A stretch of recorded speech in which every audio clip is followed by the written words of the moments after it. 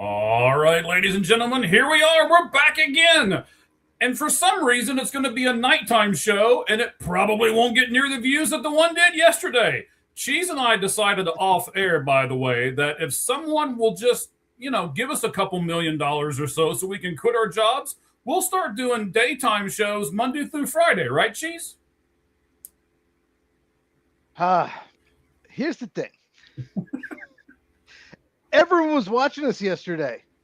So maybe the fans, they want the afternoon. They're like, we don't need to work. Or at work, we can just listen to you. We can watch you. So I think that's what the fans want. Maybe we'll have to deliver on that. But the problem with that is we're going to have to quit our jobs. And that's probably means that I'm going to lose my wife and Cheese is going to lose his girl. So I don't know if we can sacrifice that for all of you. I mean, we love you guys, but I don't know if we can sacrifice that. Well, I don't really like paying bills. So then I won't have to pay bills if I don't have a job because I can't pay them. That's true. We'll have to, buy our own homeless encampment or something. I don't know.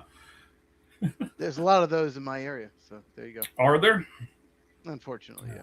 Yeah, not a lot of those around here. It's pretty warm in Arizona. They don't like to have homeless encampments where it's 115 degrees. Where you have to get a tea time at 7 a.m. Right? Because if by 10 a.m. it's too hot to even be outside. Yeah. It absolutely is. It absolutely is. But I tell you what, it's still beautiful and it's still better than rain. So I'll take sunny and hot as all get out over cold and snow any day of the week, buddy.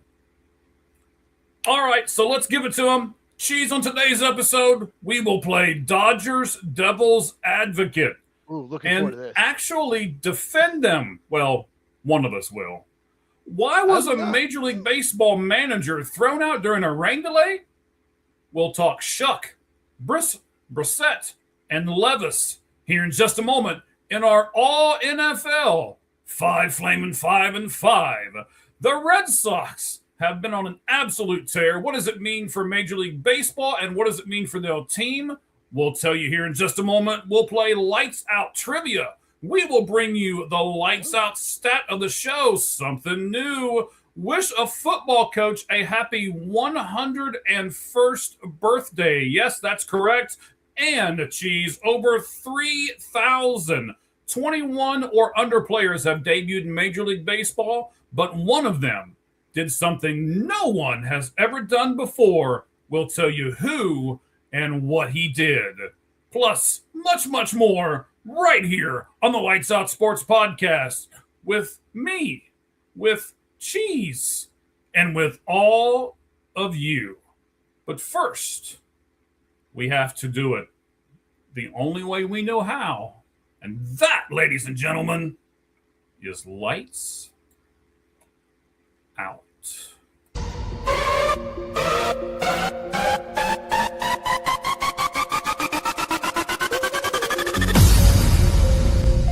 Ladies and gentlemen, may I have your attention, please? Tonight, we rewrite the rules. The countdown has begun.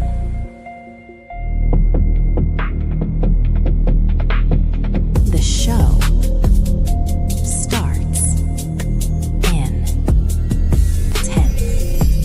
9, 8, 7, 6, 5, 4, 3, 2, 1, go.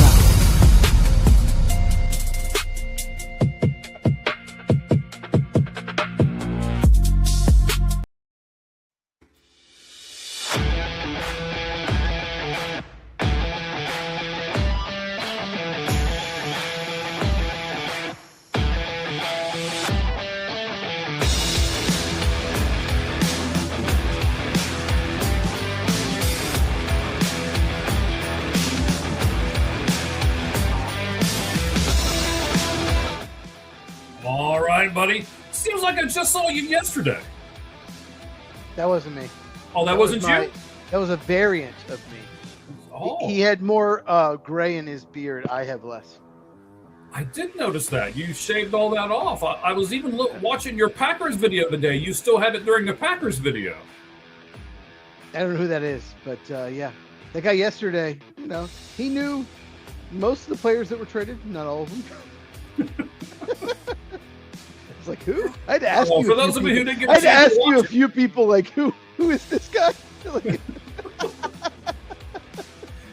Oh, man. For those of you who didn't get a chance to watch it yet, we had a huge trade deadline special yesterday, wildly successful. There was over 300 of you who were with us live and a whole bunch more people who watched it after the fact. So we greatly appreciate it.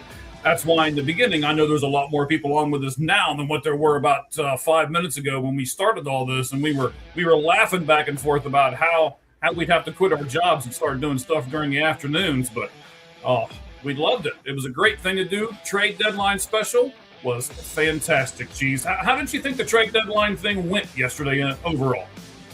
Oh, it went great. It was a lot of fun, and there were breaking news every 5-10 minutes or something, and so that was a lot of fun. It's yeah, we'll talk more about these teams. I'm about to say stuff, but we'll talk more about what some teams did. Yes, we will. We're going to talk a lot of stuff today. We vowed that this show was going to be a little shorter because we had the one yesterday. We've got the one. Wait a minute, on it, not yet. Hold on.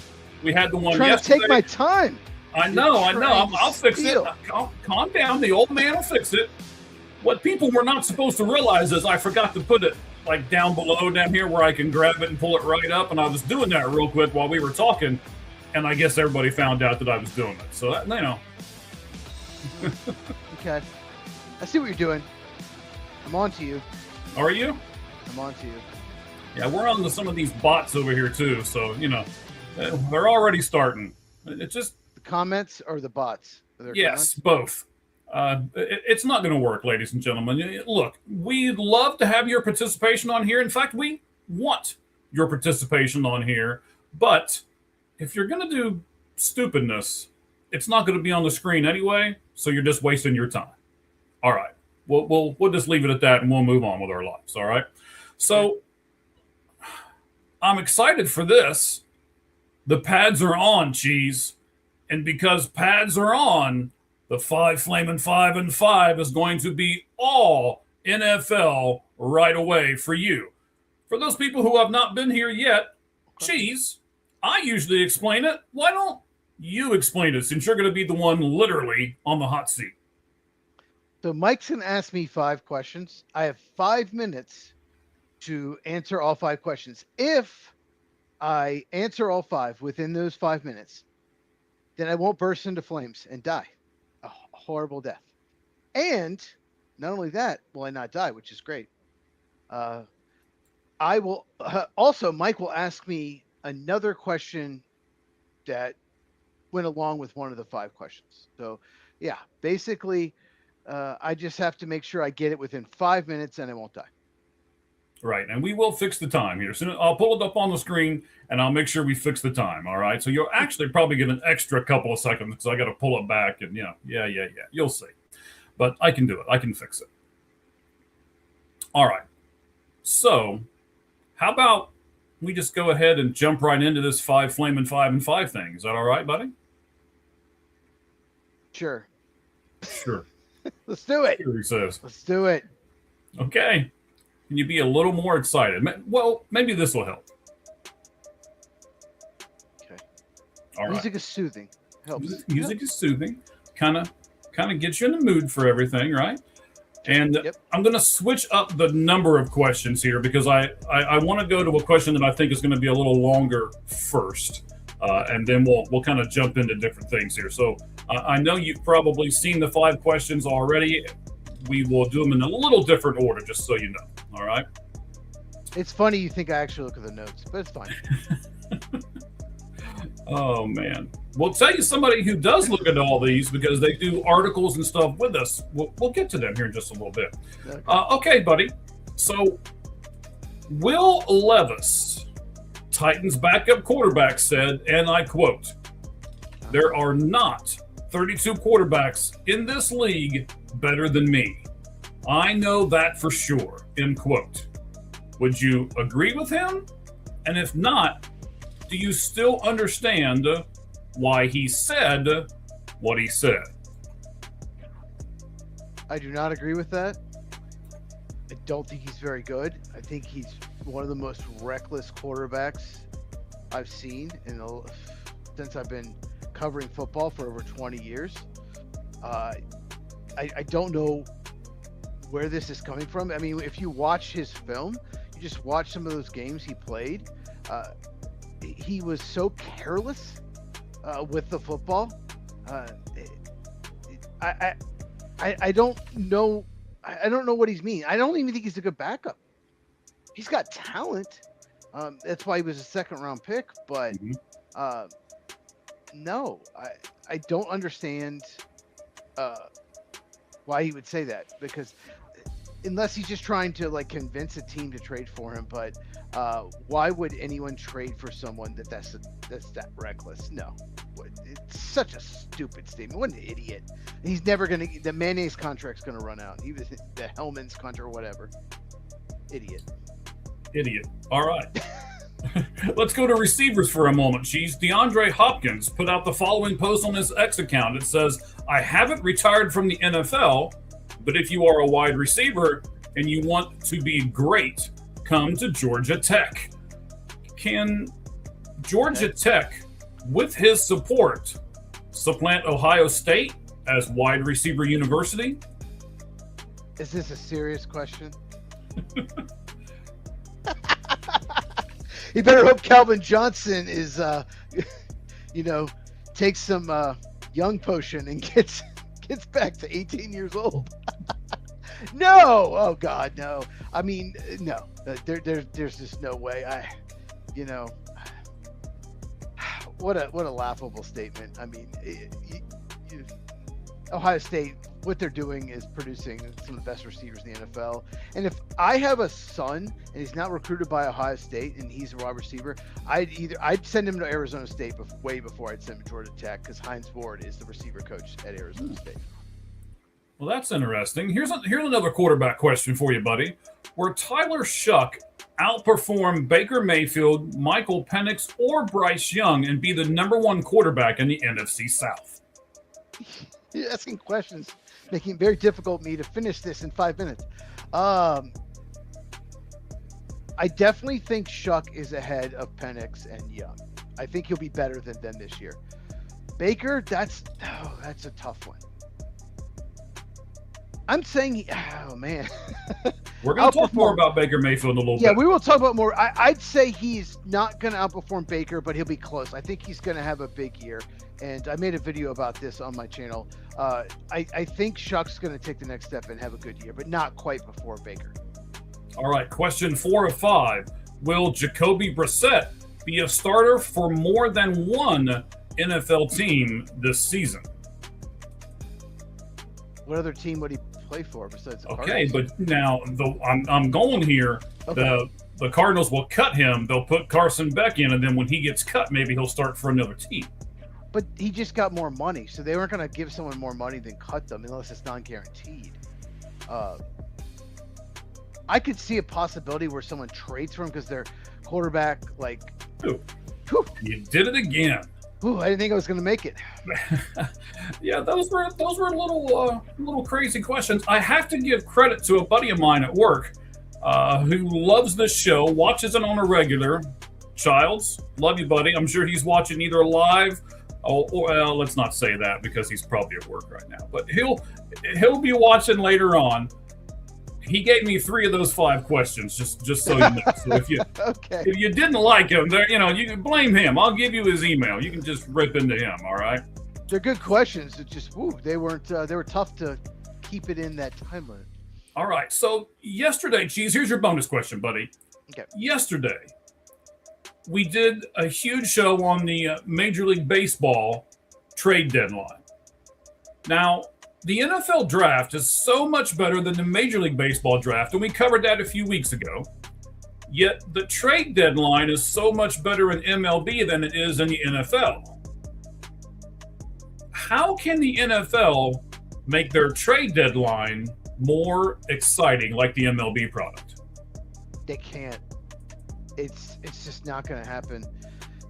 MLB has a huge advantage in that there's minor leagues. You have something to trade. NFL, it's just draft picks, and NFL teams draft picks, 4th, 5th, 6th round picks are so cheap. They value their draft capital, so a lot of teams don't want to give it up. That's all you can offer. I mean, I guess you can offer some young players, but most of the time player for player aren't traded at the deadline. MLB has the farm system, so that's a huge advantage. NFL, the only thing they could possibly do is maybe move it back a few weeks to get more people buying or selling. Definitely more sellers. If you're say 5-5, I don't know what the deadline is. I don't know I'm trying to think, and then you lose 3 and you're 5-8, maybe week 13. Do it later. That's the only way, but it's never going to be what baseball is. Baseball trade deadline is nothing like any other sport because every team has so many assets they can trade for. Every team has so many other teams like watching, scouting, whatever. Okay, we want this. Like some teams will value this prospect more than others. Like the Mets might say, I value this prospect more. Angels might say, nope, I value this prospect more. And you're like the Cubs, and you're like, holy crap, they want this guy. The Mets don't want them at all. Like it's just so fascinating that way. So NFL, the only way to do it is probably move it back a couple weeks, but even so, it won't ever be like baseball. Okay, interesting. I can't believe I made the football guy say something was better at MLB than it is in the NFL. I mean, hands down. Oh, you know it. I know it, but I'm the baseball guy, so I'm the one over here pounding the drum and singing the praises, right? I'll just say this. Every MLB trade deadline, I take the day off. I've never done that with football because it's such a nothing burger. Never done it. Yes, but you also now, wait a minute. Did you take the Major League Baseball draft off? Well, you didn't have to because it was the weekend, right? I didn't know. No, I didn't have to. It's the weekend. Yeah. Okay. But, no. All right. I like these 2 new things we're doing. We're doing the Lights Out trivia, and we're also going to give you Lights Out stat of the show later on. Let's do the trivia right now. Kind of with the trade deadline. We'll talk about the trade deadline for a little bit. Then we're going to do some football stuff with Cheese, and then we'll jump back into baseball at the end. So, Cheese, here's your trivia question. The Mets traded away the number 3 and number 5 prospect to the Brewers to acquire this player. And then yesterday, they traded the same player to the Tampa Bay Rays for the Rays number 15, 26, and 27 prospect. Who was the player? The Mets traded, I think I know who it is, but the Mets traded for this player like last year, right? Yes. Oh, yeah. It's Freddie Peralta. It's Freddie Peralta, yes. Yeah. Isn't that funny how that works in the trade deadline stuff, though? Because so the Mets gave up 3 and 5. Obviously, 2 of their top 5 prospects. And then just a year later, they trade him away to the Rays because he didn't have a very good season. The Rays are probably going to fix him, and the Mets are going to be all kinds of upset. But they gave up 3 and 5, and then they got back 15, 26, and 27. Just kind of shows you how this thing works, right? Yeah, I mean, rankings are prospect rankings. Well, you always can look back top 100 prospects. We go back 10 years, and you see guys ranked like 21, and they're like, "Who the heck is that?" Like, so maybe it's a good scouting play. Maybe 26 and 27 are better than you think. It's you never know. But you made a good point. Like, his performance was way worse this year than last year. That's why the Mets gave up so much for him. He was one of the best pitchers in the National League last year. But it's also, instead of a whole year, like the Mets got him a whole year when they made the trade, you're getting him for 2 months and possibly postseason. So you're not going to get as much. But it certainly, that is a huge downgrade if the rankings are correct. You never know. There are so many good MLB players and never top 100 prospects. So, but you never know. But certainly, it looks really bad for the Mets front office. Right. So our buddy from Anuma Sports now, he says MLB has no cap. Any player can go to any team, and the NFL has a cap. So limited trade partners as well. It's something that Cheese actually didn't bring up, which is there is a actual hard cap, right, Cheese? Talk to us about that for a second. Yeah, I mean, if someone has a $30 million cap charge and you're $3 million under the cap, it's probably not going to happen. You'd have to get real creative with your current contracts. So that is an excellent point. And it's probably why NBA trade deadline isn't as big either. You have to have match in NBA. I'm not a huge NBA knowledge person, but I know you have to match trade salary within like 15%. So it doesn't make the NBA trade. Sometimes you just can't find a trade partner because you can't match contracts. So yeah, that's another reason why that MLB has just more trades. And yeah, the MLB trade deadline is just like you said yesterday. You enjoy it. You love the day. It's fun. It was exciting seeing these trades, and every time they predict, oh, this team is probably like going to get this guy, and then some team out of nowhere comes and trades for someone. Like who had the Blue Jays taking Jose Soriano, trading for him? Yeah, nobody. None. And as we bring that up, that comment was brought to us by Anubis Sports. You can do that too. You just simply go to the comment section, type in what you're talking about, and as long as you're talking about what we're talking about, we will include you on the Lights Out Sports podcast. Speaking of Anubis Sports, they are the official sports website of the Lights Out Sports podcast. Check them out over at AnubisSports.com. They do not only Major League Baseball and football that we do, but they cover all the sports as well. So go on over AnubisSports.com. So coming off the MLB trade deadline, Cheese, I want to focus on two teams. One, the Boston Red Sox, and the second one will be the Los Angeles Dodgers. We'll get to them here after the football segment. So right now, let's look at the Red Sox. On July 1st, Cheese, the Red Sox were 37-48. And the postseason seemed like an extreme long shot. Then they rattled off 15 straight wins.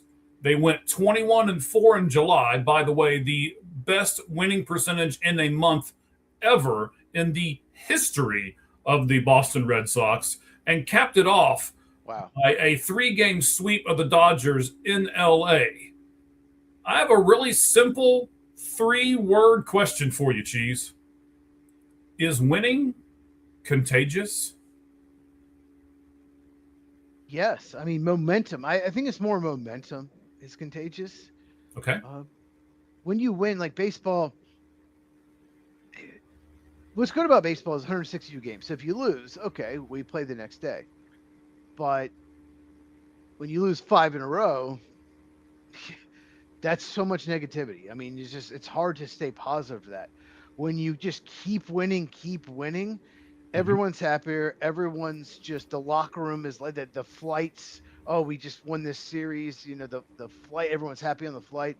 You know, I played sports in high school. When we win, the bus trips were so much more fun on the way back. So I think momentum is contagious for sure. Okay. So one of the bigger trades yesterday was the Adley Rutschman trade to the Boston Red Sox. What did that Adley Rutschman trade do to either help or hurt this current Red Sox team? Well, I don't think it hurts. I don't think it hurts them. They need a catcher. His numbers have dropped off, but he's still better than any catcher they have. So I think it helps. The only thing that really hurts is like the perception of what they gave up for someone that maybe they think can fix it. Maybe they see something in a swing they can fix. Who knows? But no, I don't think it hurt. Okay.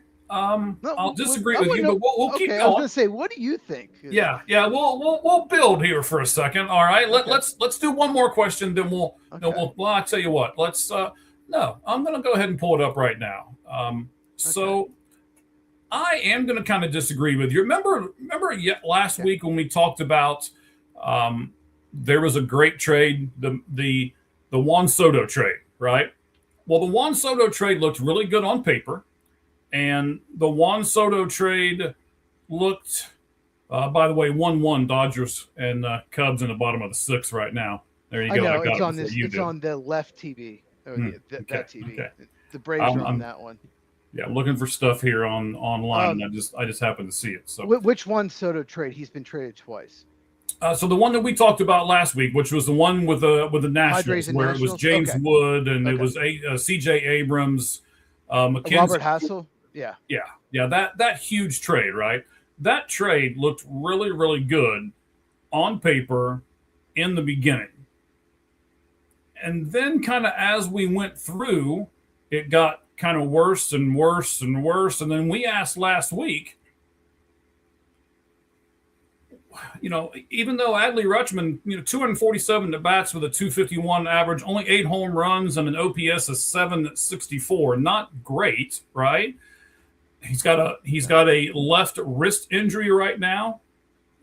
He's right-handed, so he's got the left wrist injury. He catches every ball with the left hand.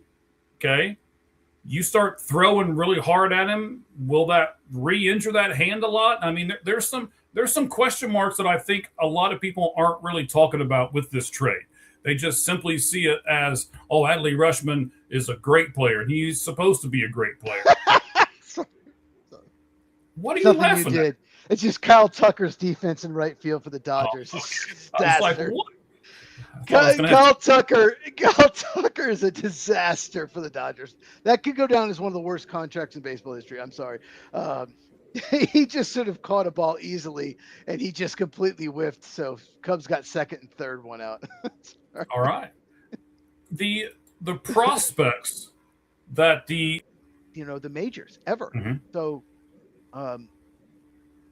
prospects, yeah, it looks bad, but you never know. And there's a reason why they're prospects, right? Yeah, most trades, you look back, big time trades where there's like 4 guys moved, there's one team that wins more than the other. So we'll see. But obviously the Juan Soto trade looks one-sided between the Padres and Nationals.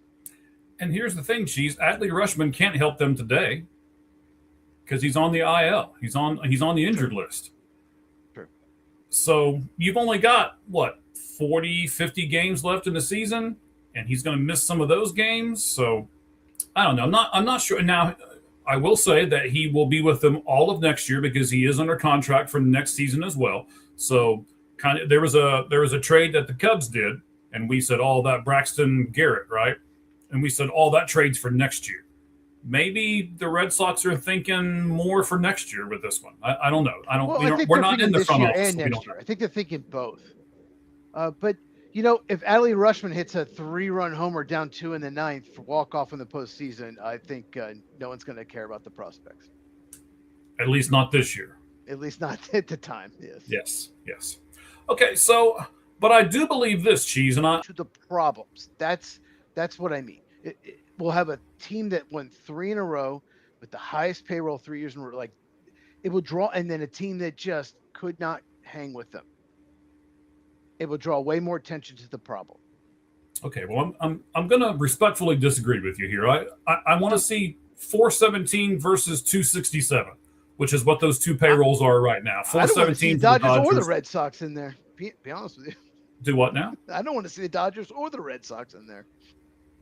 Okay, but I'm pretty sure we're going to get Dodgers in the end. So I want someone who can actually beat them with like half their payroll. I don't think 110 can beat them, but I think 267 Probably might not. be able to. No, I doubt 110 can beat them. I agree with you on that. Okay, so I want underdog, competitive, and then I want that story with a chance. And I actually think that if the Red Sox would beat them, especially if they would beat them bad, like 5 games or in 4 games or something like that, then maybe we would get this narrative to start changing. It's like, look, the team with half the money actually did beat them. And we'll look at the Dodgers a whole lot more here after the football segment. Real quick, I'm glad you brought this up. Do you remember the NLCS last year? The Brewers and the Dodgers. I watched every single one of those games. And the Dodgers dominated all 4. The Brewers had a way lower payroll. So I think that's what you mean. You don't want to see a series like that. The Brewers couldn't do anything in that series. Correct. Nothing. It was terrible. It was terrible television. It was a waste of my time. Did I want to see the Brewers win? Absolutely. But do I think they're going to? No. So I hope they both lose. Give me a team that I think actually has a chance to beat them. And obviously the Red Sox do, because they just took 3 3 from them in their own ballpark. The All right. Cubs lost to the Brewers the round before. Mhm. They would not have beaten the Dodgers, but they would have given them, I think, a much better series. The matchup was Yes. horrible for the Brewers. I agree with you. And I don't think the matchups changed a whole lot. I don't either.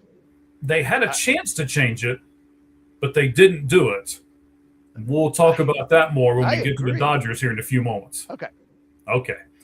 Let's move on to this. 10-5 rights and the no trade clauses in Major League Baseball. So the no trade clause was used yesterday, and 10-5 rights have been used before. So I want to talk to you about these two things, and we'll figure out if we like them.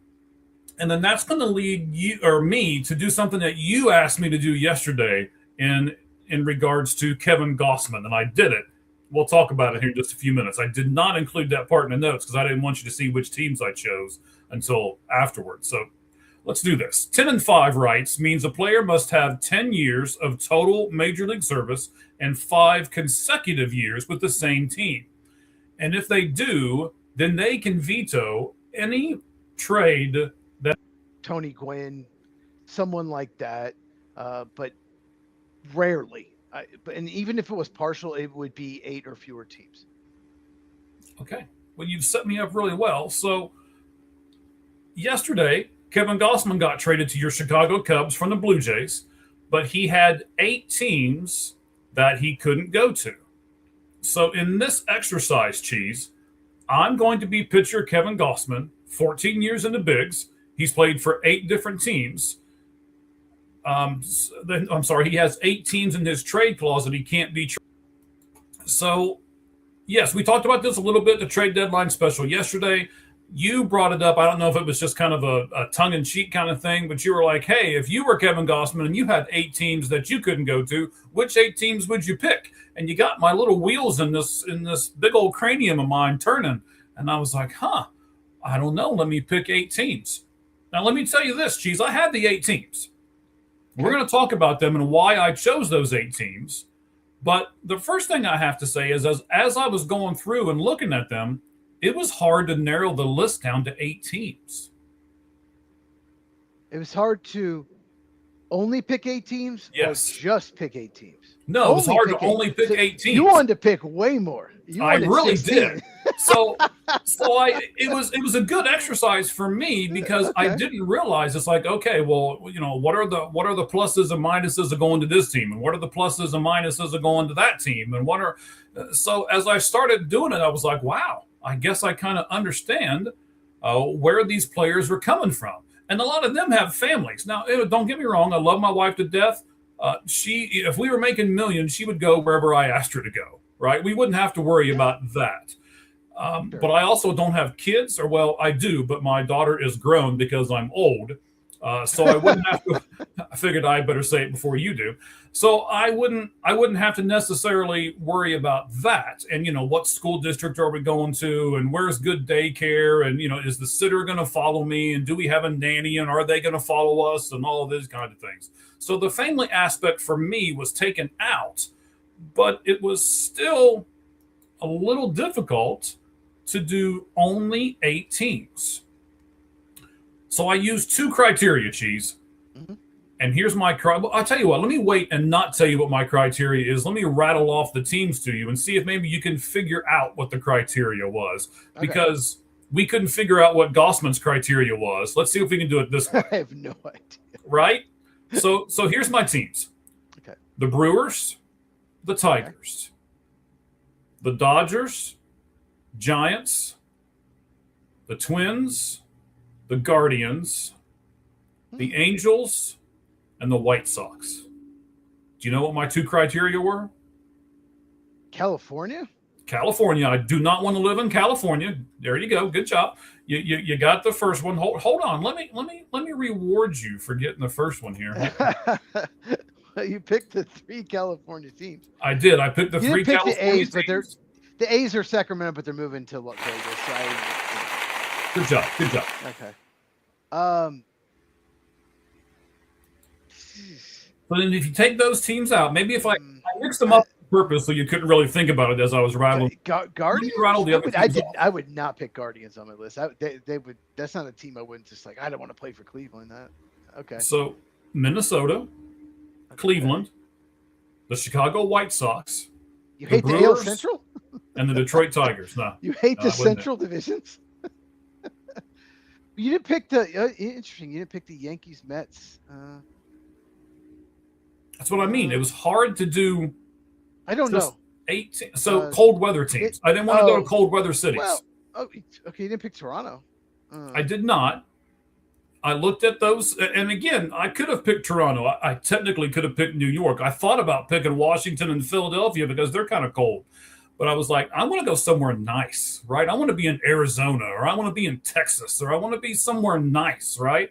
So I'm going to knock off some of these cold weather teams off my list. So it depends on, I guess, where you're at in your life and what choices you're making and stuff like that as to what teams you might put on this no trade clause list. I'm surprised. Here, I'm the most surprised is a team you did and team you did. Team you did Cleveland. I'm a little surprised you went Cleveland. I feel like it's colder in Boston, New York than Cleveland, but maybe I don't know. I've never lived either place.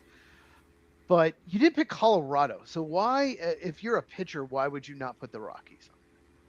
That's a really good question because I had them on my original list, but the problem was my original list was like 14 or 15 teams long. So I had to go through it and, take them off. My list would have 25 teams probably. Right. And I mean, so you're saying to us, we said, and this is part of what this exercise is really good for. You said I would think about something with a partial trade, a partial no trade, but they'd have to be, a certain type of player. And then you turn around and say, well, my partial no trade clause would be at least, 20 teams of the 32. I would like that, but it doesn't mean I'm going to get it. Yeah. Right. So there's negotiations back and forth, I guess. That's kind of the point here with this thing is there are negotiations back and forth. And if I want to sign a really good pitcher, like a Kevin Gausman, I would put him in, even though he is actually below 500 for his career, I would put Kevin Gausman as a pretty good pitcher, and I really think he's going to help Chicago. But sometimes you have to give in to these guys, right? Sometimes you have to give the players a little bit of power in order to finalize the deal. Yeah. Okay, I'm gonna do it real quick. I didn't plan this. I'm gonna pick my 8 teams. You ready? Oh, okay, go ahead. Dodgers, because I hate them. Mm-hmm. Mets, Phillies, Nationals, for obvious reasons. Yeah, all in the Braves division. Okay, got it. Brewers, I hate them. In the Cubs division. White Sox. Yankees, Mets. How many is that? I don't know, sir. I wasn't counting, to be honest. Dodgers, Phillies, Mets, Nationals, Brewers, White Sox. That's 6. Cardinals. That's 7.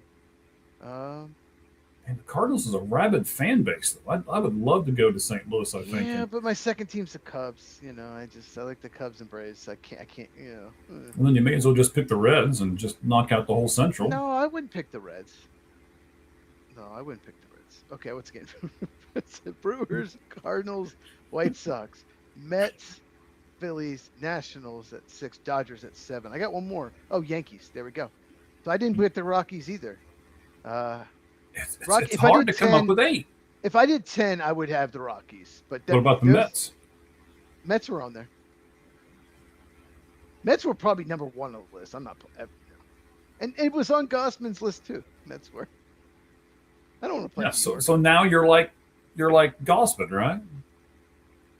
I mean, you and Kevin are just. I had 2 in common with Gausman too. Like, why are you picking the Mariners? That makes no sense. The Mariners it really doesn't. Pitcher friendly. They're a good team. They made the ALCS last year, and it's a pitcher friendly park. I don't have any. It just doesn't make any sense. Tigers, pitcher friendly park. Like, it's just weird. Yeah. I don't know what to tell you there. I really don't, especially not the Mariners, because they seem to be a well-run organization. The only thing maybe is that he would be scared of being traded 3 or 4 times because, the Mariners, they don't care. They'll trade anybody at any point. So true. Maybe. One last thing I want to mention. Sure. The 10-5 rights Mhm. and the negotiated no trade clause. This will never happen. The players won't agree to this. But I think this should be a rule. Dansby Swanson leadoff double. Yes. How about this? And I want to know your opinion on this. Okay, go ahead. Because you know a lot about baseball. How about so you can have either 10-5 rights, or you can have a no trade clause in any contract, but not both. So if you have a no trade clause in a contract, you cannot also have 10-5 rights. You get one or the other. Yeah, but if you have a no trade clause, you don't need 10-5 rights. But you might switch. Okay, so you have a no trade clause, and then your next contract, maybe you don't have it. Or how about this? You've been in the league 10 years, but you played for 3 different teams, so you don't have. So you're trying to get that no trade clause because you cannot have 10-5 rights. It's impossible. Like Gosman can't. So he's got to try and negotiate no trade clause. So it's more important to them. Just throwing it out there. But that's a good point. Well, I mean, I'll tell you what, let me give you this example. You may not remember this. I remember this because I love Evan Longoria, one of my favorite players all time. He was with the Tampa Bay. Back then it was the Devil Rays forever. And they traded him 2 days before he would have gotten 10-5 rights to where he could have vetoed the trade. So there's that aspect of it too, right? It made you hate the Rays at the time. Yeah. Mm-hmm. But he ended up going back this year, right? Everything was, all the fences were mended. He went back, and they put his name up on the, like their Ring of Honor or whatever it is there for Tampa Bay. I don't think it's called that, but same concept. So yeah, all can be forgiven when it's all said and done. So interesting. I think there needs to be a better system. I think is my point. There needs to be a better system than that. I don't mind the 10-5 rights though, because if you're a veteran player, I guess. But maybe you can't get a no trade clause until year 7 or 8 or something too. Like you can't. Like it doesn't kick in to a certain time. I just feel like, I don't know. Well, I mean, teams don't have to give the no trade clauses. They don't have to. So it's probably not going to change. But I know Theo Epstein never did it, and when he was running the Cubs, and now Jed Hoyer's giving him like handy, which is annoying. Like there's Alex Bregman's not going anywhere. No matter what, because he got a no trade clause, and that could hurt them in the future. It could end up hurting them, and that's the thing, right? The owners are giving up some of their power by giving them no trade clauses. Even 16 teams, you still have. Well, actually, 16 teams isn't even that effective because they're going to pick the teams most likely. A lot of players will that will trade for them. Like for example, you're not going to pick the Marlins. If you make a ton of money, they're not going to trade for you. So they're not going to be on the list. But yeah, it's an interesting topic. In our list, I think we had 2 of the same. That's it. Yeah, and again, it's where you are in your life, right? I did not want to go to California. That was my number one thing, and I didn't want to live somewhere cold because I'm spoiled being here in Arizona for years now. I don't want to go somewhere where it snows. No. If I want snow, I'll just drive 3 hours to Flagstaff and look at it and go, yeah, that's pretty, and turn around and come back to my house. Look, I get that. I live in Texas. Yes. All right, bud, let's jump to this last topic before we go to your football section here, and that's this. Pirates manager Don Kelly was ejected during a rain delay on Sunday. Yes, I'm not kidding. It had rained quite a bit on Saturday night. In fact, it rained enough in Cincinnati on Saturday night where the Pirates were at that they delayed the game for an hour and 46 minutes. Then on Sunday afternoon, they paused the game. They technically didn't say it was a delay because they didn't get the tarp out or anything else. They just put some of the clay and the dirt and stuff like that onto the field. But they paused the game for about 25 minutes while it was still raining the entire time to allow the grounds crew to come out and, what are we going to call it? Manicure the wet field, right? So the Reds had Monday off and the Pirates did not. So it's not like they could call the game and just play it the next day. And this was the last game of the year between the two teams. So I also wanted to throw those things out there before we talk about this. Mm-hmm. Don Kelly was Yeah. adamant that it was dangerous for his players. So let's talk about getting the game in versus player safety, Cheese. I'll give you the floor. What do you think about those two topics against each other? Well, I mean, you can't really play baseball when it rains. I know some teams just, we have to get this game in. They do. But yeah, it is dangerous. You don't want to play when it's raining. So I completely understand it. If it's drizzling, I think it's different. But obviously, the worst thing could happen is because of the wet conditions, you get an injury. Okay. So, but there's more to it, right? And I want to kind of bring up these topics here because there's more to it. Double headers. How are we going to do tickets? What about the fan inconvenience, right? So I took off Saturday to go to the game. Now you call the game and you're like, okay, fans, you can come in Sunday afternoon and we'll do a Sunday afternoon and a Sunday night game. Well, I don't want to take 2 days off of work, and I really wanted to see them play. So there's the whole fan part of it, and what are we going to do with the tickets, and how are we going to offer the next game? And it's not just a cut and dry thing, Cheese. It's not. A lot of teams have protocols for this. Some are different than others. That's why a lot of teams that don't have a dome stadium will have the day off, the day after opening day in case it does rain. That's You right. can't give someone credit. Oh, you missed opening day. Here's a game. Here's June 25th. Right. You can Yes. have that game. It's like, no, it's not the same. There's protocols for this. I don't know if there's a perfect solution though. Yeah, there kind of sort of is protocols for it. So there is kind of a weather protocol, but it's all given. The power is all given to the umpires.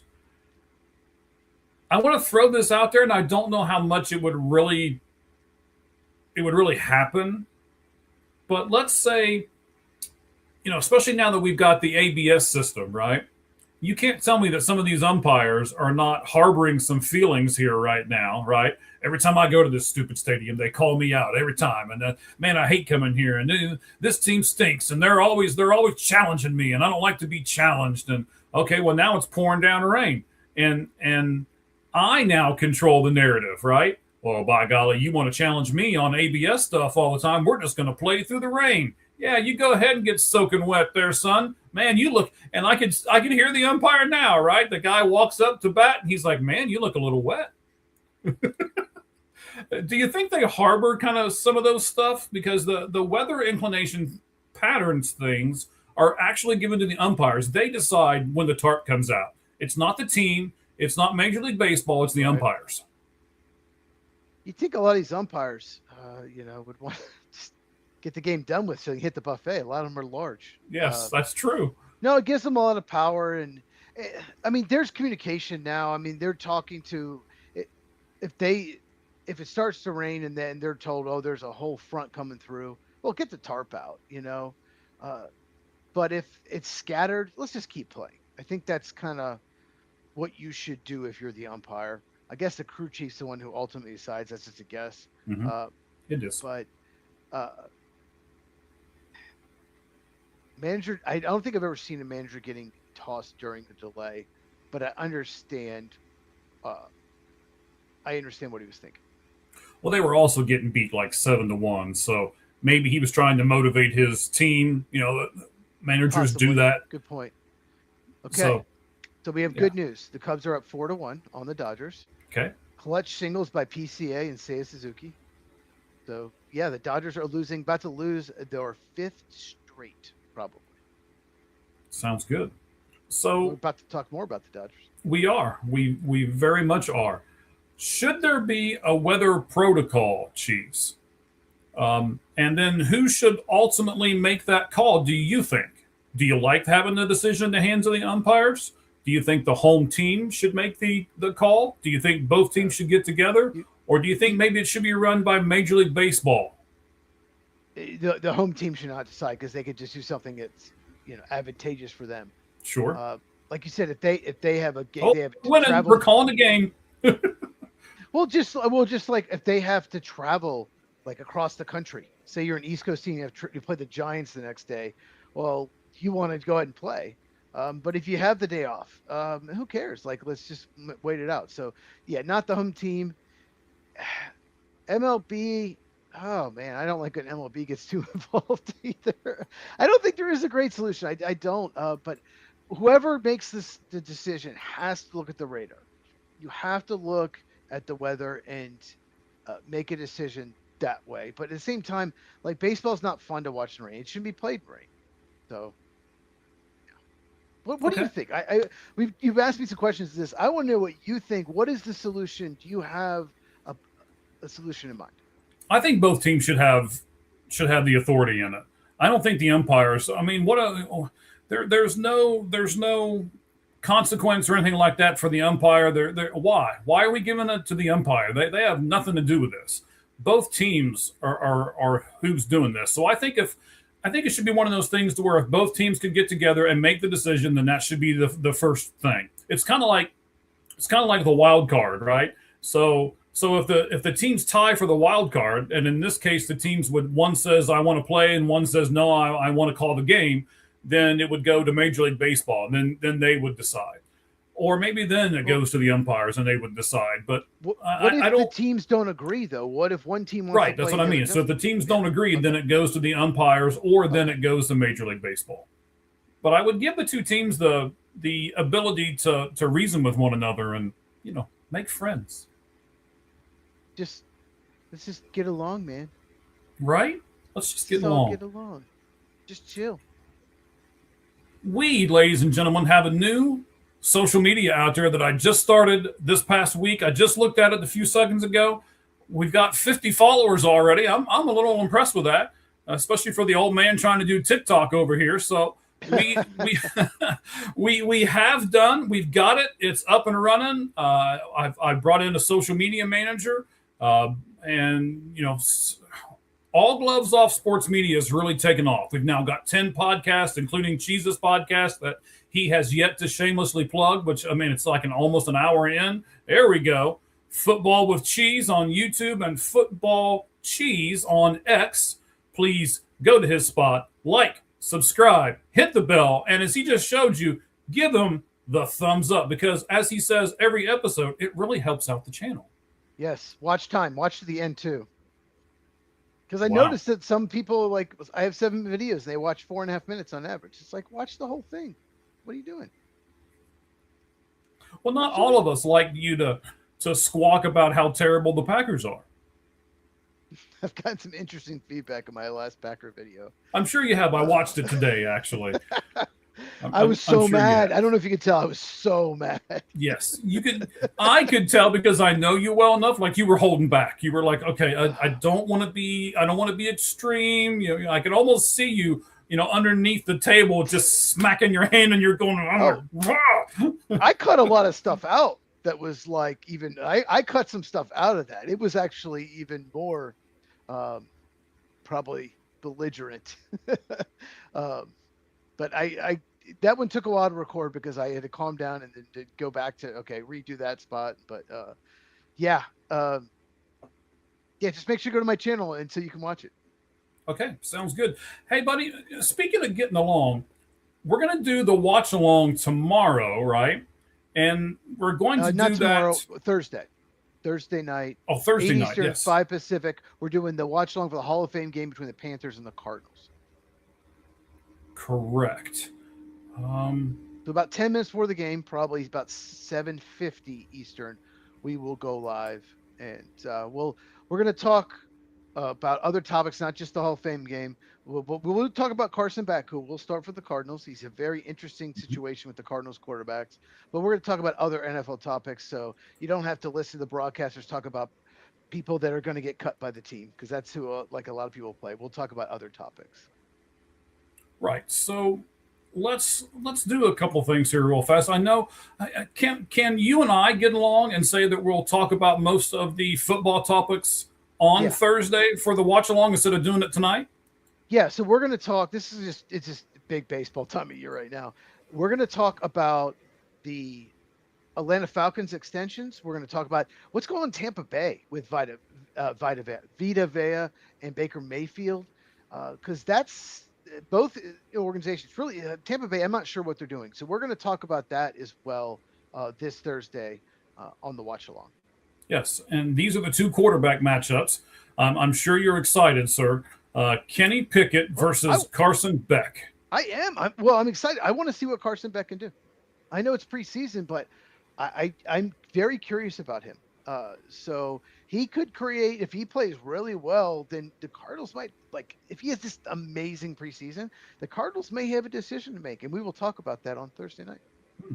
Sounds good. They may have a decision to make. Well, I would have never thought that would be something we would be talking about. Game one, literally game one.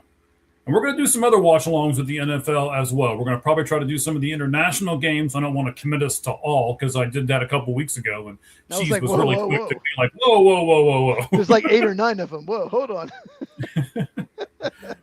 Oh, man. All right. So, yes, let's go ahead, and then if that's the way we're going to do it, I like this. We'll keep on going with some baseball stuff. I mean, you're not going to get me to not go baseball, so we can go baseball all day long. This is the baseball time of year, trade deadline. There's so much going on. And the Dodgers are losing in, so it's good. Yes. All right. As we said, we'll continue with baseball then. Let's jump into this topic. Should you bunt when there is a no-hitter in progress? Let me set this up real quick, Cheese, and then I'll give you the floor because I think you got a lot to say about this one. And then I've got 5 questions actually for you that will give us deeper and deeper into this topic. So Tim Tawa, 6th inning of Sunday's perfect game with Gavin Williams. The Diamondbacks were down 5-0, and he was up there in the 6th inning. To the Guardians, correct? What did I say? No, you said the Diamondbacks were down, but you didn't say the other team. They were playing. Okay. So yes, the Diamondbacks were down 5-0 to the Guardians. Okay. Williams was on the mound, and not only did he have a no-hitter going, but he had a perfect game going. And Tim Tawa decides to bunt. Now, he bunted it foul, and then later on in the at-bat, he actually got a hit to break up that perfect game. But what do you think about the timing and everything else? So, again, they were down 5-0. It's not like they were only down 1 or 2-0. They were down 5-0 in the 6th inning, and there was a perfect game going on.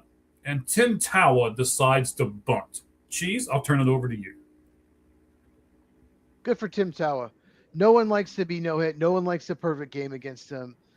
If you see the third baseman playing back bunt, absolutely.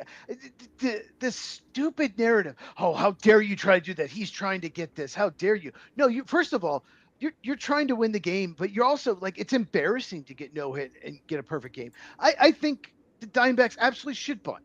You should bunt every time if he's going to play back and try to break that up. It's so ridiculous that how dare you do that to us? No, sure, you want to throw no hitter a perfect game, but there's two sides to it. There's a team that gets embarrassed like that. If I'm a little league coach, if I'm coaching 7 or 8-year-olds, I'm telling them to bunt. And we are not getting no hit or perfect game. I think it's absolutely ridiculous how the reaction and how pissed it's just get over yourself. The job of the Diamondbacks is to get a hit and get on base. And yeah, it was 5-0, but we'll talk about the score in a second. But what do you think? Do you agree with me? I think it's just ridiculous. I honestly thought, by the way you said stuff yesterday, that you were going to take the opposite view. I really did. I thought you were going to cheer for the pitcher here. So you've thrown me off a little bit, to be really honest with you here. But I certainly agree with you. The goal is to win. Right? That's the entire goal of two people fighting on a field, whether it's, baseball, football, lacrosse, whatever it is, right? The goal is to win. And if that's what you have to do to win, then I'm all for it. I don't really care about the circumstances behind it. And you can see Bo Naylor clearly put his hands up and be like, what was that? And, you can clearly see that. Get over yourself, though. Right, their catcher jumps out from behind the plate. He's on the Brewers now, but yeah, he has every right to do whatever he wants with his at bat. He is up at bat. I'm with you 110%. In fact, we'll jump into this a little bit more. So let's keep going here. I'm trying to do two things at once. I was trying to find the scan code for our new TikTok account. I'll have that for you guys next week. I swear I will. So you can just go to the screen and hit your little phone and get right to our spot. So, Cheese, should there be some kind of limit to it, though? Should it be once it gets past the blank inning, then you shouldn't bunt anymore? Like if there's a perfect game and it gets to the 8th, no limitations. No, if there's 2 outs in the 9th, perfect game, and that third baseman's basically playing in left field, I'm dropping down a bunt, or I'm telling my player to. We're not getting a perfect game against us. No. Then your third baseman should look out for that. You should play your defense accordingly. You should look for that, knowing that they don't want that to happen.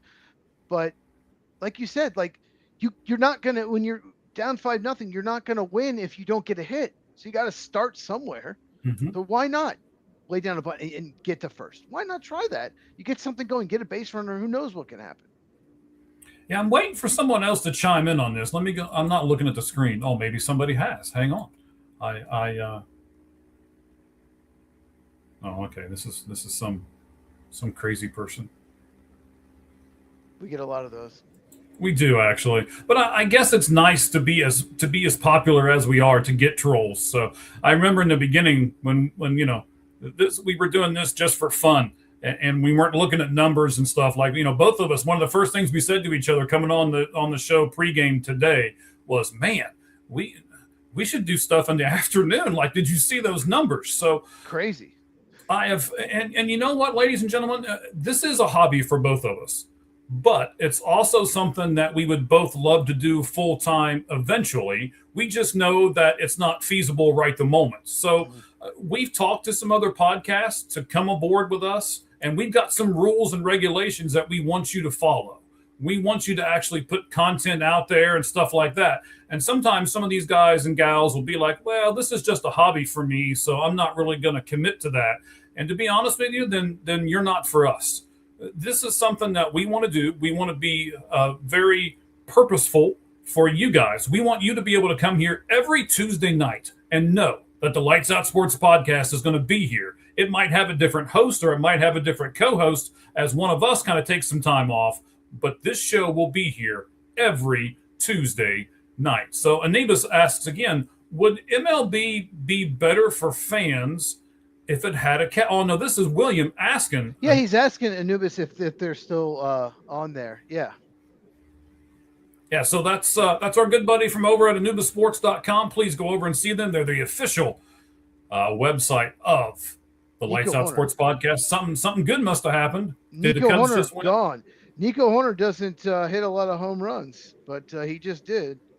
Dodgers are just free. They're in free for all. It's just nothing is going well. They're not pitching and they're not hitting. It's just not going well. And the Cubs are beating Terry. Well, it's not over yet. It's 8. They have 3 outs to go, but they beat Tarek Skubal with their number 5 starter potentially. So Tarek Skubal, not the best start for him for the Dodgers. But can't wait to get to that here in a few minutes.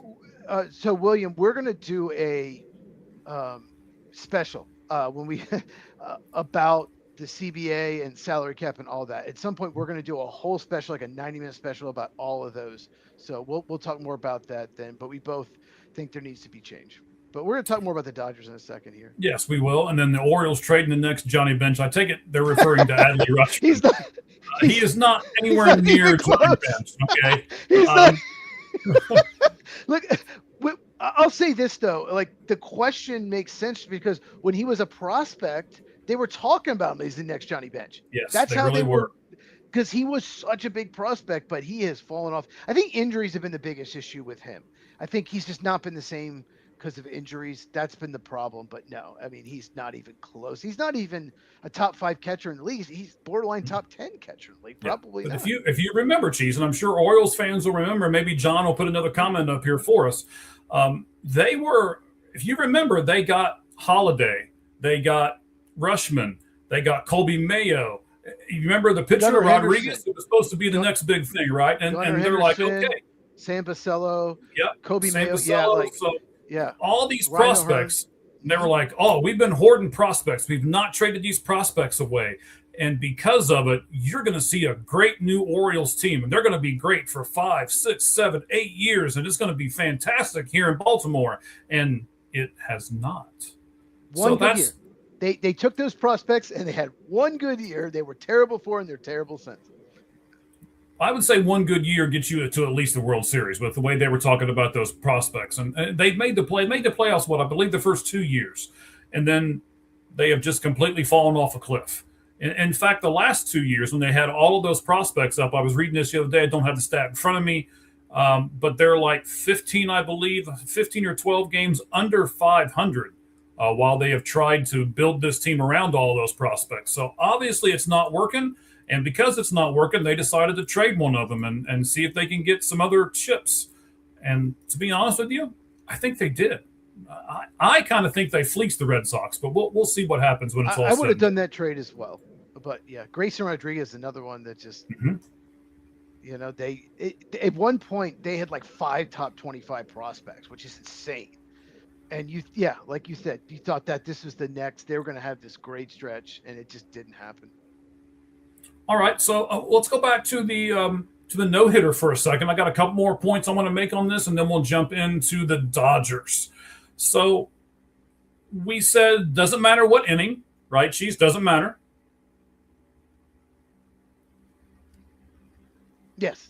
Yes. Okay. Yeah. Sorry. I thought you were going to keep going. I didn't know you were asking me. Yes, it does not matter what inning. Right. But even so, it was the 6th inning, right? When this happened? It was the 6th inning. So that even if you think innings matter, then that's not as bad as the 9th. It's not. If you believe innings matter, but I don't think it does. And we said the score doesn't matter, right? Nope. I mean, if you're down 15-0, might look a little worse, but 5-0, you still have a shot. If you can get some people on base at a 3-run homer, it's 5-3. So yeah. Okay. Does it matter if it's a perfect game or a no-hitter? That is such a good question. Mm-hmm. There's a difference. There is. It's much harder to get a perfect game than a no-hitter. And the game that we're talking about, Sunday, it's 6th inning, it was a perfect game. It wasn't a no-hitter. It was perfect. But it was the 6th inning. The pitcher had not walked anyone, so they had the same amount of people that came to the plate were the same amount of outs that he recorded. But it was the 6th inning. A perfect game in the 2 outs in the 8th is different than in the 6th. Yeah, but the 6th inning, how many people have pitched a perfect game into the 6th inning though? A lot more than have pitched into the 9th. Okay, but it's still not a very high percentage. Still, but no, them complaining about the 6th inning is you can justify 9th inning more than the 6th. I'll say that. Yes, okay, I give you that. And then we'll actually talk about Williams more here in just a little bit. Believe it or not, we have a really good stat on him. I'll give it to you later when we get to the batting cleanup, brought to you by ForwardFan.com. So you're trying to win a game. That's what my big thing is, right? I can hear Pete Rose in the back of my head. I'm not bragging about what I've done in the past, but I got to go to Cooperstown. I got to sit with Pete Rose for a moment and asked him what was the most. I asked him 3 questions, and this was one of them. What's the most important thing when you get on the field? And he said, didn't even blink, looks at me and says, winning the game. Yes, I agree. He has a famous quote. I would wear a gasoline suit through hell or something like that to win a game or to play baseball, or I can't remember the exact quote, but I mean, that man would do anything to win a game. And I think that's lost in our game today, Cheese. What do you think about that? Are some of the players just too passive? I think there's a little of that, but I think it's just like a perfect game or even a no-hitter. Perfect game is even bigger, but like that's great and all, but you haven't won a World Series at all. You haven't done any of that. And I think what Pete Rose's point was we're trying to win a World Series. You're thinking about one game. When you get pissed about that, you're thinking about one individual game. So it's like this has happened, especially in the minors. There are minor league pitchers that will throw 6 or 7 perfect innings and they hit their pitch count and they take him out. And then fans get pissed. How dare you do that? Well, they're thinking of the future. They don't want to blow his elbow out. They're thinking of his future, and they should take him out if there's some kind of inning limit, especially if they've been hurt a lot, you know? So I'm so jealous you got to hang out with Pete Rose. His quote, by the way, I had to look it up to make sure I had it right. His quote is, "I'd walk through hell in a gasoline suit to play baseball." That's the exact quote from Pete Rose. Yeah, when I've never forgot that moment. He looks at me and, like I said, didn't blink. It didn't take him but 2 seconds to turn his head, and he had to kind of move one of his ladies back out of the way because he was surrounded by beautiful women, and they had pagers at that point. And give me 10 on the Blue Jays, and they were making bets for him, and it was crazy. But he did. He looked at me and said, "Win the game." Last, I want to make this point, Cheese. We know lots of hitters, right? This is a pitcher taking exception to a hitter. A hitter can also take exception to the team, right? Let's say that there's a batter that needs a triple for the cycle. I mean, he's not going to go up to the plate and be like, "All right, timeout. Hey, gentlemen, if I hit one in the gap, I'm going to go to third base, and I expect you to throw it into the pitcher and not try to get me out." Okay. And no team's going to do that, right? No. So isn't that the same? Just from the pitcher standpoint to the hitter standpoint? There has been 353 cycles. There's been 24 perfect games. If you miss a cycle by a triple, you have another shot to do it. It's very true. So it's not the same. You cannot compare 24 to 353. And you shouldn't even ask for it. If somebody asked for it and I found out, I'd be like, "That's pathetic. Like, just get your triple on your own." PCA had a cycle this year. He actually had the reverse cycle, like homer, triple, double, single, which I think has been like 19 times ever. So the reverse cycle. But no, I think you shouldn't be helping a team out. You should be trying to win and help your team as much as possible, whether it's 1-0 or 10-0. I just think we shouldn't just concede. "Oh, don't bunt, don't do this," because we want our guy to get this stat. Come on, it's And I'll say this: if Chris Sale has thrown 8 2/3, he has a perfect game, and he's playing the Nationals, who I can't stand, and they lay down a bunt for a base hit. It's a perfect bunt. I'm not going to be happy, but he laid down a perfect bunt. Good for him. I'm not going to be happy at all. Don't get me wrong. I will not.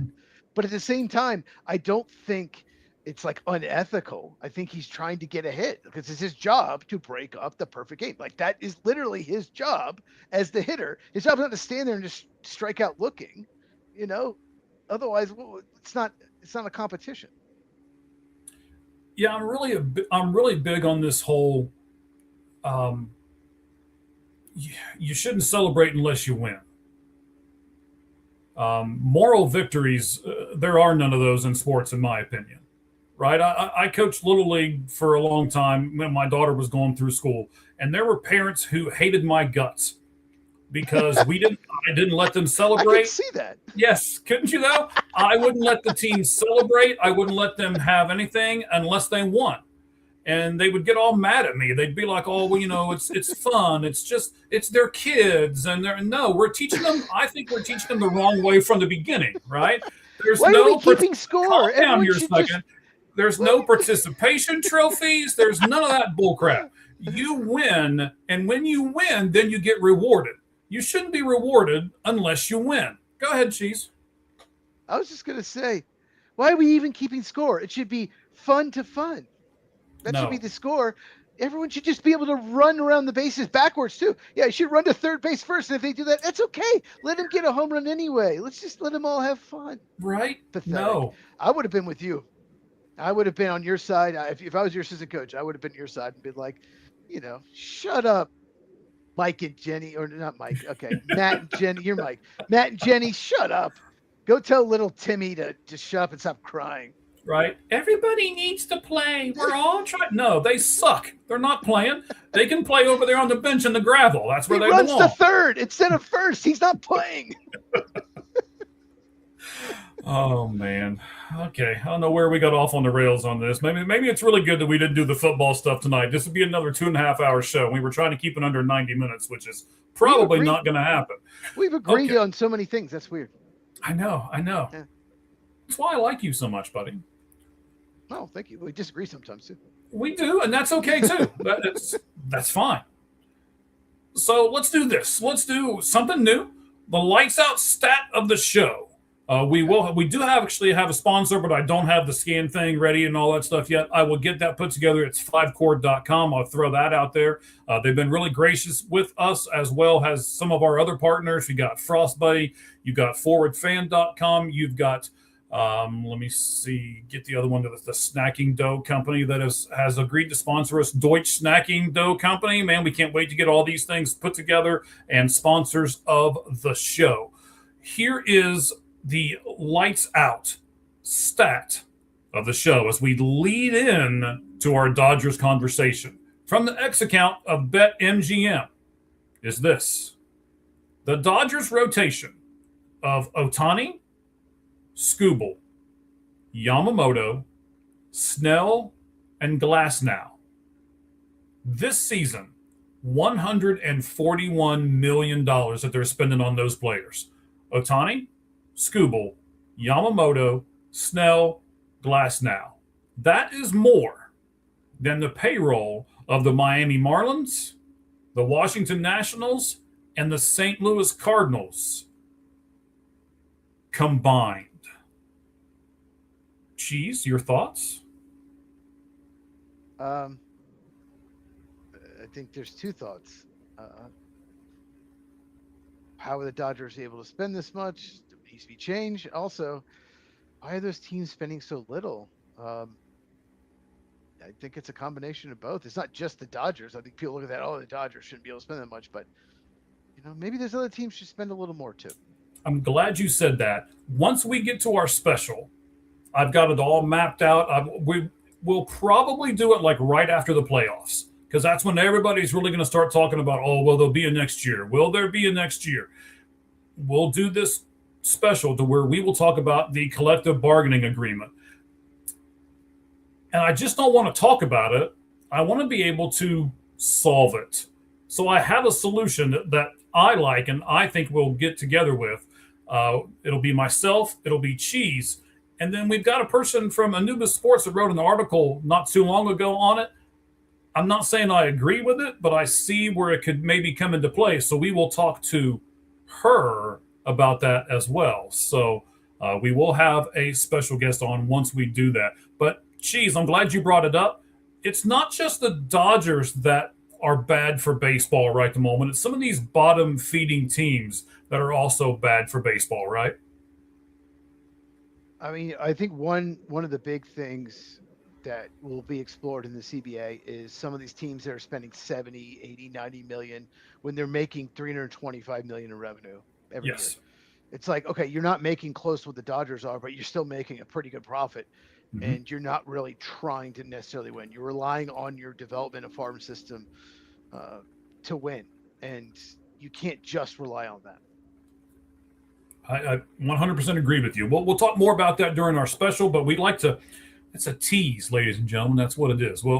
So subscribe to the channel, All Gloves Off Sports Media on YouTube, or you can go to All Gloves Off SM on X and catch us either way. You can also catch us on Cheese's channel. His YouTube is at Football with Cheese, and then his X is just simply Football Cheese. There all right, buddy. Got the mug. Yes, got the mug. Got the mug. Now, don't let the mug see the mug cover again the real this mug. Thursday night. This Thursday night for the watch along. Panthers, Cardinals, 8 Eastern, 5 Pacific. Will go on a little early for the watch along for the Hall of Fame game, and we'll talk a lot of NFL topics. We'll have a bunch. And if you guys have any suggestions for us, please direct message us over on X, either one of us, and we will put those things into the notes, and you can be part of the show.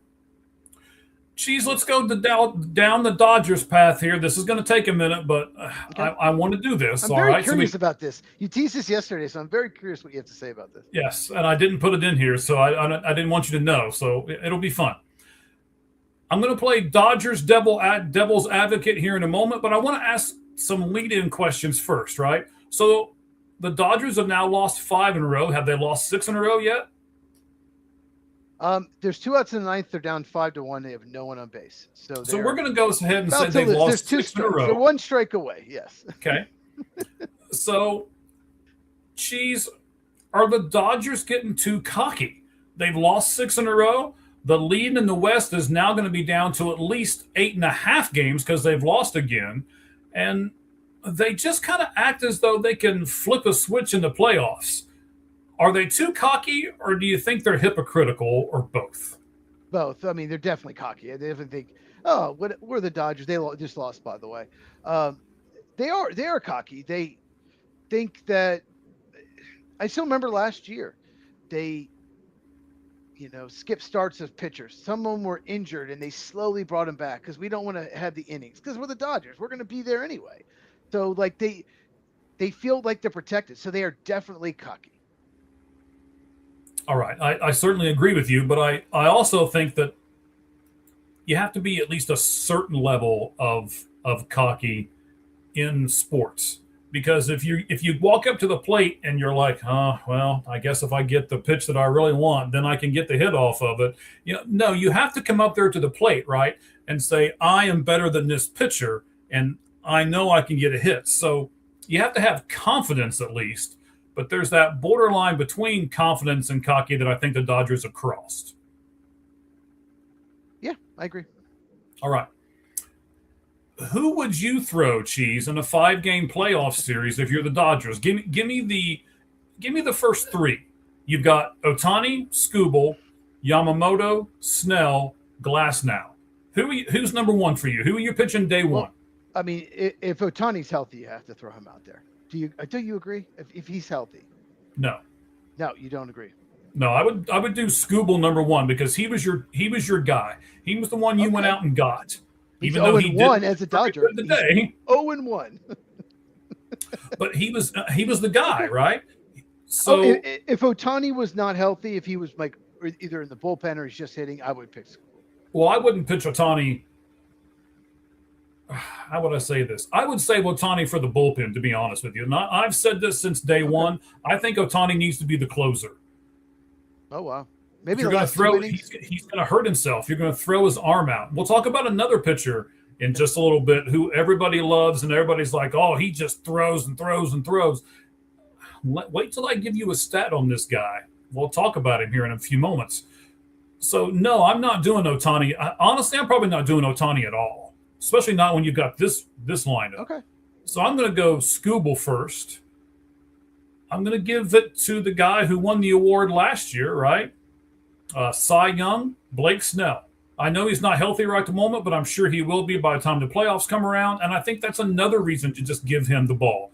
And there's a reason for that. Because if you need to come back in Game 5, you probably won't use the Game 1 pitcher. You'll use the Game 2 pitcher. So Snell, if I need him to pitch in 5, that would be where he would do his bullpen session and stuff. So there's a method to my madness there a little bit. So personally, I'd go Skubal, Snell, Yamamoto. Who would you go 1, 2, 3? You said Ohtani, and then who would fall? Ohtani, Skubal, Yamamoto. 4, I would go Blake Snell. Okay. So it's funny how we look at it a little bit differently. It'll be interesting to see how the Dodgers and Dave Roberts and his staff look at it in a 5-game series. Who will they throw out there for the first 3 games? Cheese, I wish, and I'm going to have to do it differently. I couldn't get it to do it, and I apologize to you and all of our fans. I think I sent it to you, direct message on our X account, but I couldn't get it to come up to where I could pull it up right now. But in millions of dollars, right? So the real deficiency, Cheese, is deferred money. And according to the FanDuel X account, the Dodgers will be paying. You're sitting down, right? Fans, I'm going to tell you right now, sit down for a minute. I am sitting down. If you're at work and you've got one of those stand-up desks, pull that thing down and sit in the chair because wait for these stats. Deferred money. That means money that they're paying later on, right? Bobby Bonilla Day type money, right? He's still the Mets are still paying him. When I was a little kid, he was playing for the Mets, so that tells you. Right. Yeah. That's been quite a while ago. Well, thank you. Yes, you're very welcome. I had to stab in there a little bit. So the Dodgers will be paying Tanner Scott, who? Reliever Tanner Scott and Teoscar Hernandez until 2039. They'll be paying Tanner Freddie Scott's Freeman. a good setup guy. He's a good setup guy. Yeah. He's good, but He's good. Okay. But he's a setup guy. Anyway, setup guy. They'll be paying Freddie Freeman until 2040. The Dodgers will be paying Shohei Ohtani and Will Smith until 2043. We're not done yet. They'll be paying That's to avoid Tommy. taxing now. That's to avoid taxing now, but it'll hurt them in the future. Yes. They will be paying Tommy Edmond and Mookie Betts until 2044. The next guy, Kyle Tucker, only has a 4-year contract with them, and they'll still be paying him till 2045. That contract is so bad. Yes. Kyle Tucker. Let me know when you're done with these names, because I'm not done with them yet. I still got 2 more. more. You're not. They'll be paying Blake Snell until 2046. Jeez. And ladies and gentlemen, they'll be paying Edwin Diaz, the closer that they got from the Mets that's pitched maybe a handful of games for them so far because of his injuries. They'll be paying Edwin Diaz until 2047. So Edwin Diaz, when I'm in my 60s, he'll still be getting paid. Yes. That's insane. And I just hope that those deferred money, we'll see what happens. We'll talk about this when we do talk about the CBA. I hope it gets put on their salary cap. It better, because they're deferring money now to pay a smaller bill. All that money they're paying them needs to be part of the future salary cap. Otherwise, they got highway robbery. I agree, but they don't care about the salary cap right now. We'll tell you why in a few moments. So there's something that I bet 90% of the people, and I'm not insulting you guys, I'm really not, but I bet there's something that I'm going to bring up here that 90% of you don't know, and it's the reason why the Dodgers can do what they do, and it's totally unfair, and we'll talk about it here in just a couple moments. Money in millions, that's deferred, according to Codified Baseball. Fantastic account, by the way. If you don't follow them on X, you should. It's just simply Codified Baseball spelled out. So at CODIFY and the word baseball spelled out, no spaces, nothing like that, right? So there are several teams that pay nothing. And then you've got the Colorado Rockies. They have $427,000 in deferred money. The Houston Astros and the Chicago White Sox have $13 million. Kansas City has 14. Detroit has 31. Philadelphia has 32. The Angels 38. Milwaukee 41. I wish I could have put this up on the screen for everybody. Baltimore has 46. St. Louis has 56. The San Francisco Giants have $67 million in deferred contracts that'll be paid later on for what they're doing right now. Let's see. Cleveland has 70. Most of it's in the Manny Ramirez contract. Boston has 83. The Diamondbacks, I was a little surprised here. They have $88 million in deferred monies. Your Chicago White Sox. Probably Corbin Burns, right? Most of it is Corbin Burns. Yeah. The Chicago White Sox have $90 million. The Washington Nationals have $118 million in deferred money. That's got to be Strasburg. I would say so. I didn't look all this stuff up. Toronto has $126 million. The New York Mets have $181 million. I want to make 2 observations here. Did you notice another New York team that's not in this list? By the way, the Yankees. Yes, the Yankees don't believe in deferred money, or they must not. They are not on this list. And then they will be okay if deferred money counts as salary cap in the future. They will be much better. They will be fine. The New York Mets are number 2. They have $181 million. And again, guys, sit down, because we're going to give you number 1. This is the big discrepancy. There's actually 2. I'll give you the other one in a moment, but this is the first big one.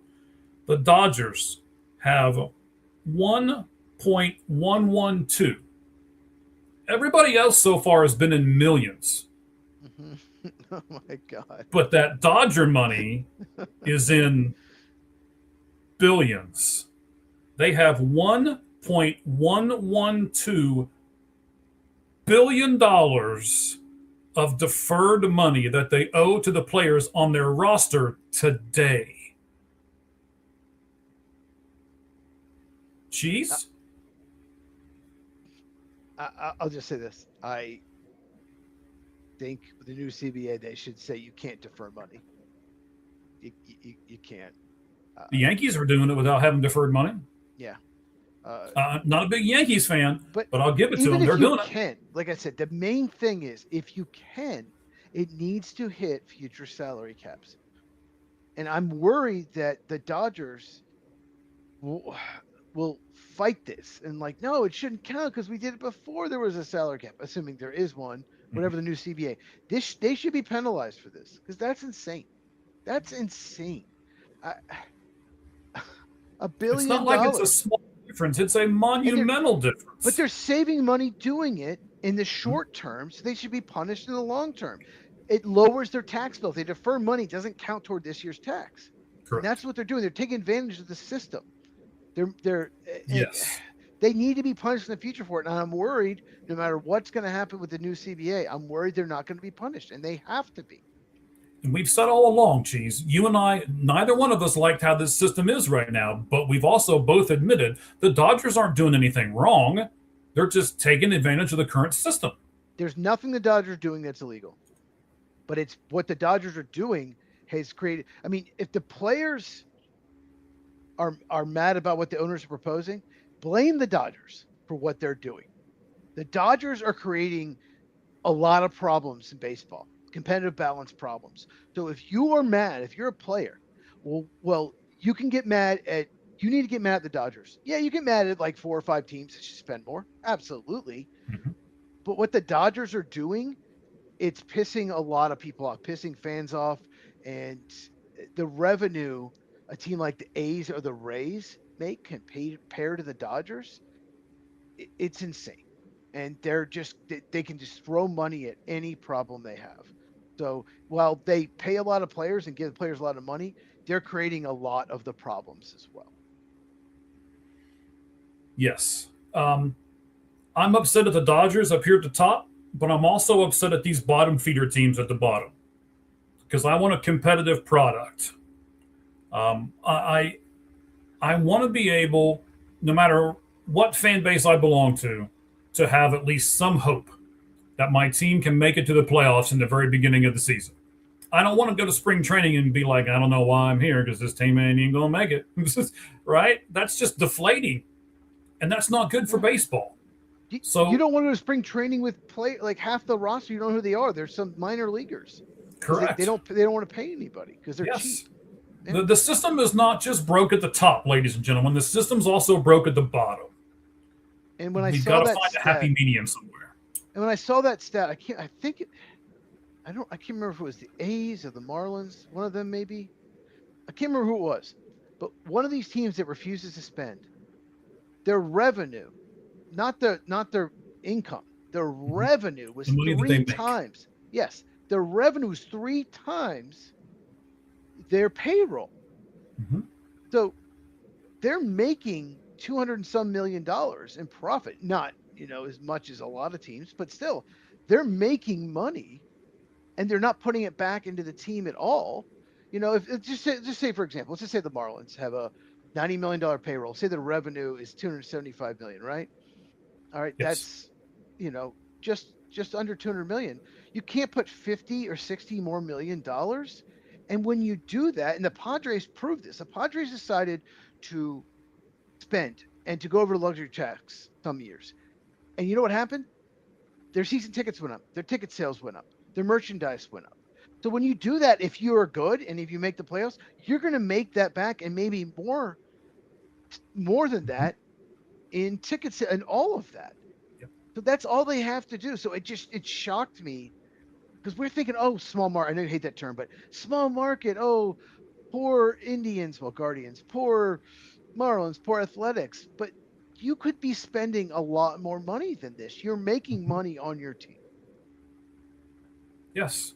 I mean, I will compare it to Field of Dreams, right? If you build it, they will come. Well, if you're good, they will come, right? If your team is good, if you spend the money on your team and they are good, look at the games on TV. Watch the Marlins game and you see more seats than people. Watch the Dodgers games and you see more people than seats. If the team is good, they'll come out and see them. And it almost doesn't matter what the prices are. Do me a favor, guys. Go to the website for the Dodgers and try to buy 4 tickets to a Dodger game. It's going to cost you half your paycheck. Maybe 3/4, depending on where you work and what you do. Part of that's California, obviously. True. Yeah. But still, they can charge that money because they're good. So it's all a big cycle as far as I'm concerned.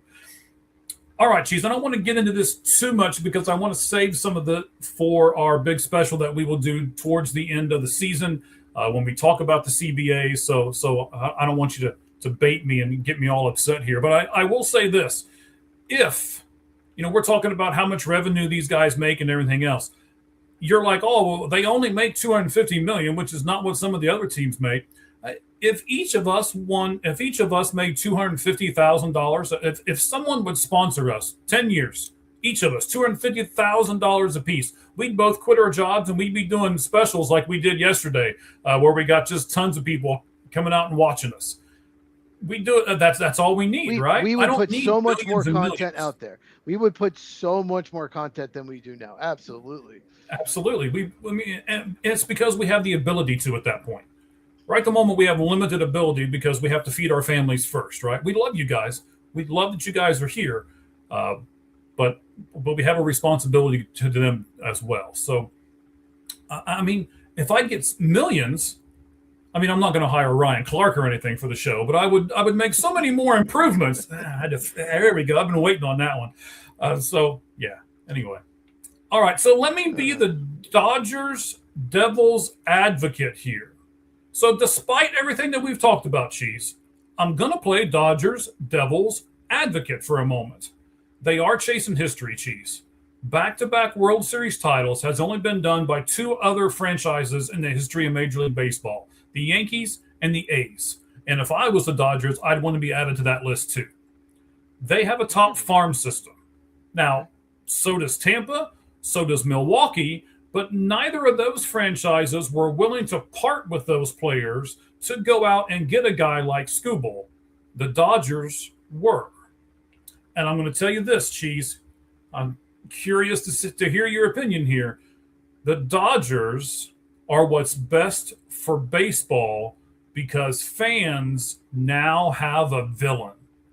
They are the New York Yankees of a century or so ago. And Ohtani is Jeter. We know he's good, but we also know that he's cocky, and we just want to see him get beamed in the skull a couple times when he's up to bat. It'll make for good cinema, and the postseason ratings will be massive because of it, especially if they face the Red Sox. Cheese, that's my devil's advocate thing for the Dodgers. I'd want to win back-to-backs. I have a great farm system. That's not my fault, and I'm better than all the other teams in having a good farm system. And I'm willing to part with my farm system in order to make my team now really good. And a lot of other teams aren't. What's wrong with that, Cheese? You say the Dodgers are good for baseball? Yes, they are. Hang on, let me look at you when I say it. Okay, I had to flip over to the other screen. Cheese, the Dodgers are great for baseball because you have a villain now. You said it yesterday. The Dodgers are Darth Vader, but not as badass. But they are the main villain. Yes. Yes, you've got to have in any kind of a story. You've got to have a good villain. You can't just have one really good guy and he just conquers all and it's okay, all right. Like we didn't know that was going to happen in the end, right? You've got to have a good villain to give the good guy something to go after, to give you something to cheer for, or against in this particular circumstance. I'm just going to push back a little on this. Okay, go ahead. You brought up the Yankees. So I remember when I was a kid, the Yankees were winning a lot of World Series. They won they might have won 4 out of 6, maybe not that much, but they won a lot. And I knew people that were like, "Oh, the Yankees in the World Series again. I'm not watching." Mm-hmm. They weren't going to watch. I watched the World Series they played against the Braves. Did not go well for my Braves, but when it's the same team winning every year, I think some people just "Oh God, Dodgers again." They're not going to watch. They don't want to. They're not as invested in baseball. So I see what you're saying. Maybe some fan bases that usually don't get along can get along. Oh, yeah, but we hate the Dodgers even more. Oh yeah, I hate the Dodgers. But at the same time, if it's the same teams, it's like when the Chiefs were making the Super Bowl, 4 out of 6 years they made it. They won 3, 5 out of 7. Patriots too. People were pissed. Oh, it's an enemy, Chiefs. It's an enemy. Again. It's a villain. People hated Tom Brady. But some people didn't want to watch the Super Bowl, didn't want to watch the World Series because of that. I think it's better if there's different teams. I think the NBA's had 8 or 9 straight different champions. That's good for that sport. They probably don't think so. They think dynasties are great. No, it's good because all those fan bases are watching. They've celebrated that. Knicks and Bucks and Nuggets have won in the last 5 years. They've all won NBA titles. The Raptors won 6-7 years ago. That's good. That's what we want. We don't want the same things, same teams every year. The same one that the Dodgers make the World Series again. It's going to really piss off a lot of people, but I understand what you're saying. The other thing is this, and I think this is something that a lot of fans don't understand. Every team gets a cut of the TV revenue. Tell me, Cheese, when you had the 8 different champions in the NBA, and you had Toronto, and you had Denver, and you had some of these smaller market teams winning. Milwaukee, Oklahoma City, yeah. Were the TV revenues good, or were they as good as if the Lakers would have been in, or as the ratings? Yes, the TV ratings, because the higher the TV rating, no, right? Oh, you Nuggets Heat. I don't think the Nuggets Heat had good ratings at all. No, I don't know the numbers. I'm not a big NBA guy. I know you're not either. I don't remember. I don't know, but I'm guessing the Heat versus Nuggets was not great for ratings. I'm guessing. Right. So that means that pool of money is less. When you get really popular teams, we'll talk about how popular the Dodgers are here in just a moment, because that's going to be kind of my closing thought with this subject. When that happens and you've got so many more households watching, and the Fox and ESPN contracts and stuff depend on how high or how low the ratings are as to how much money Major League Baseball gets. And then Major League Baseball takes that pool of money and divides it amongst all 32 teams. So you can't tell me that some of these franchises, even though they're not going to the World Series, aren't happy that the Dodgers are. NFL, yeah. I know they all have share the TV. Well, they have local TV contracts. The Dodgers make so much money if they're local TV contracts, though. The Dodgers make their contract is huge. So postseason, yeah, they divide it, but local during the regular season, the Dodgers make more money than anyone else by far. And I don't know how the NBA necessarily works. And by the way, Pacers, Oklahoma City Thunder, a couple of years ago, that could not have done well at all. I just don't see it. No. So it's not just as cut and dry as, oh God, the Dodgers are there again, or I want a different team in the World Series every year, right? That's pretty fan, right? The fan we want to see that. We don't want the same teams. We'd like to see every team be good and just get there. It's see the different players in the World Series. You don't. You want the big teams in there every year. No, I don't necessarily want the big teams. I want my team to be there. I want to be able to root for my team. Sure, but it's not going to happen every time. Okay, and that is the reality of it.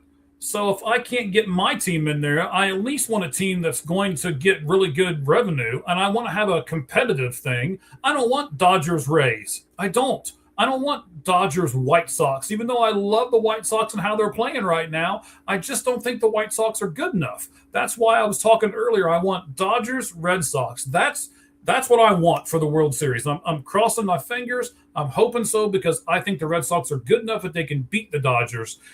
But I kind of then want it'll Pirates shine White some light Sox. on some other stuff. I kind of want Pirates White Sox. I kind of do now, just because it'll irritate you. Okay. Pirates. Hey, Pirates got they got a starter that could, maybe they could make a run if they get in. You never know. Well, maybe we'll talk about that Pirate starter in a minute and how maybe they're not going to make a run because of him. Uh-oh. Hang on. But the Dodgers still owe as much deferred money as all the other 31 teams combined. And I believe that will catch up with them eventually. It better. Yes. But how many fans, Cheese, have said, I will sacrifice 10 crappy years as long as I can have a World Series title? Or how many football fans have said, man, you can give me 5 terrible years in the front of it and 5 terrible years in the back, but we got a Super Bowl. At least half, maybe more. A lot So of them. again, It depends on the fan base, obviously. Chiefs fans aren't going to say it. Dodgers fans are going to say it. But a lot of them will, because you have that memory of that Super Bowl. You talk about it. Packer fans talk about the 96 Super Bowl so much more, even more than the 2011 one. They talk about that one. The return to the Super Bowl. They hadn't been there since Super Bowl 1 and 2. Packer fans talk about that, where they were, what happened that year, know? So I think at least half and maybe more would take that. So it's a magical run, right? Yeah. It's you want titles. The worst thing for your team is to be one of the best teams in the league for so many years in a row and not even win a championship at that run. That is devastating. It's better to be bad and have one title than to be like what the Buffalo Bills are, make the playoffs every year, and they just can't do it in the postseason. We'll see. I mean, they could win a title with Josh Allen, but if Josh Allen never wins a title and he makes the playoffs like 15 years, oh, that's devastating. Mm-hmm. It's terrible to be the Pittsburgh Steelers, in my opinion. The most mediocre team in all of sports. They've won Super Bowls, though. They've won like 6 of them. They haven't won hardly anything in the last 15 years. But they're hanging their hat on, hey, we're average. We have not had a losing season. And that's what they're hanging their hat on. True. Right? So why won't some of these teams that have great farm systems, the Tampas, the Milwaukees of the world, why won't they go all in? Why won't they push their chips to the center? Why didn't Milwaukee or Tampa go get Tarek Skubal and 3 or 4 other pitchers and 2 hitters at the trade deadline? Because a lot of people were available. Why didn't they go out and do that? Why won't they make that move? And they're like, oh, we can't deplete our farm system. You can if you can get a World Series out of it. I hate to defend the Brewers here. I hate to do this, but two points. One, the Dodgers were getting Skubal. They were gonna do anything and everything to get him, from what I read. They were gonna match anybody else. And the Brewers, they can't do what the Dodgers do. The Dodgers can trade their farms from the farm system and then just sign. And if they have a hole in their lineup, they can just throw money at it. They can throw all this money at Kyle Tucker, which will be a dumb contract, but that's what they can do. The Brewers don't. Maybe they should spend more. They probably should. But the Brewers aren't going to do that. They're not going to go out there and sign a pitcher for $300 million. They're not going to sign a hitter for $400 million. They can't fill a hole that way. So they fill holes through their farm system. So that is why. And it's a shame that they couldn't get Skubal. I mean, I'm happy they didn't, but it's a shame that they couldn't because of that. But it's the way the rules are, and that's why we need change. I'm going to look something up for a moment because you've got me thinking about something here, but I want to make sure that I'm right before I open my big mouth. But I'll say this: we're going to rank the teams at some point. Yeah, we're not doing it today. It's just going to take us too long today. I think the Brewers got caught by a few teams, possibly. Maybe not in the standings overall, but in the season, but maybe in the postseason. I might not have them as high as I would have had them before the deadline. Okay, like Dustin May, I mean, okay. I mean, it's. I mean, the power of the ginger. Maybe not. Maybe he'll be amazing. Who knows? That the Braves and the Brewers, especially, like their fan bases, as a Braves fan, expected to get some kind of number 2 or number 3 starter and didn't get it. So Dustin May is not a number 2 starter. Okay. Here are the high contracts for the Brewers over the last 10 years. Christian Yelich got a 9-year $215. Ryan Braun got 5, 105. Jackson Churio has 8 at 82. Lorenzo Cain, remember Lorenzo Cain? 5 years at 80. Cooper Pratt. He's a good player. He's a good player. Okay. For the Brewers. The Royals, too. Okay. Cooper Pratt, 8 years at 50. Matt Garza, pitcher, 4 years at 50. Oh, that was a terrible contract. Okay. But this is what I mean by these teams like the Brewers. My Reds fall in this category. The Pirates, there's a lot of teams that fall in this category. Two contracts over $100 million. Geez, in this day and age, that's not going to get it done. And it's not like they're not making money. I don't understand why they don't spend more money. I don't expect them all to be the Dodgers. We don't need $400 million, right?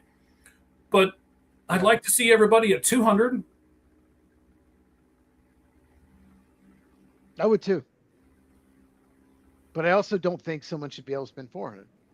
Yes, I agree with you. And that's what I said. The top is broken and the bottom is broken.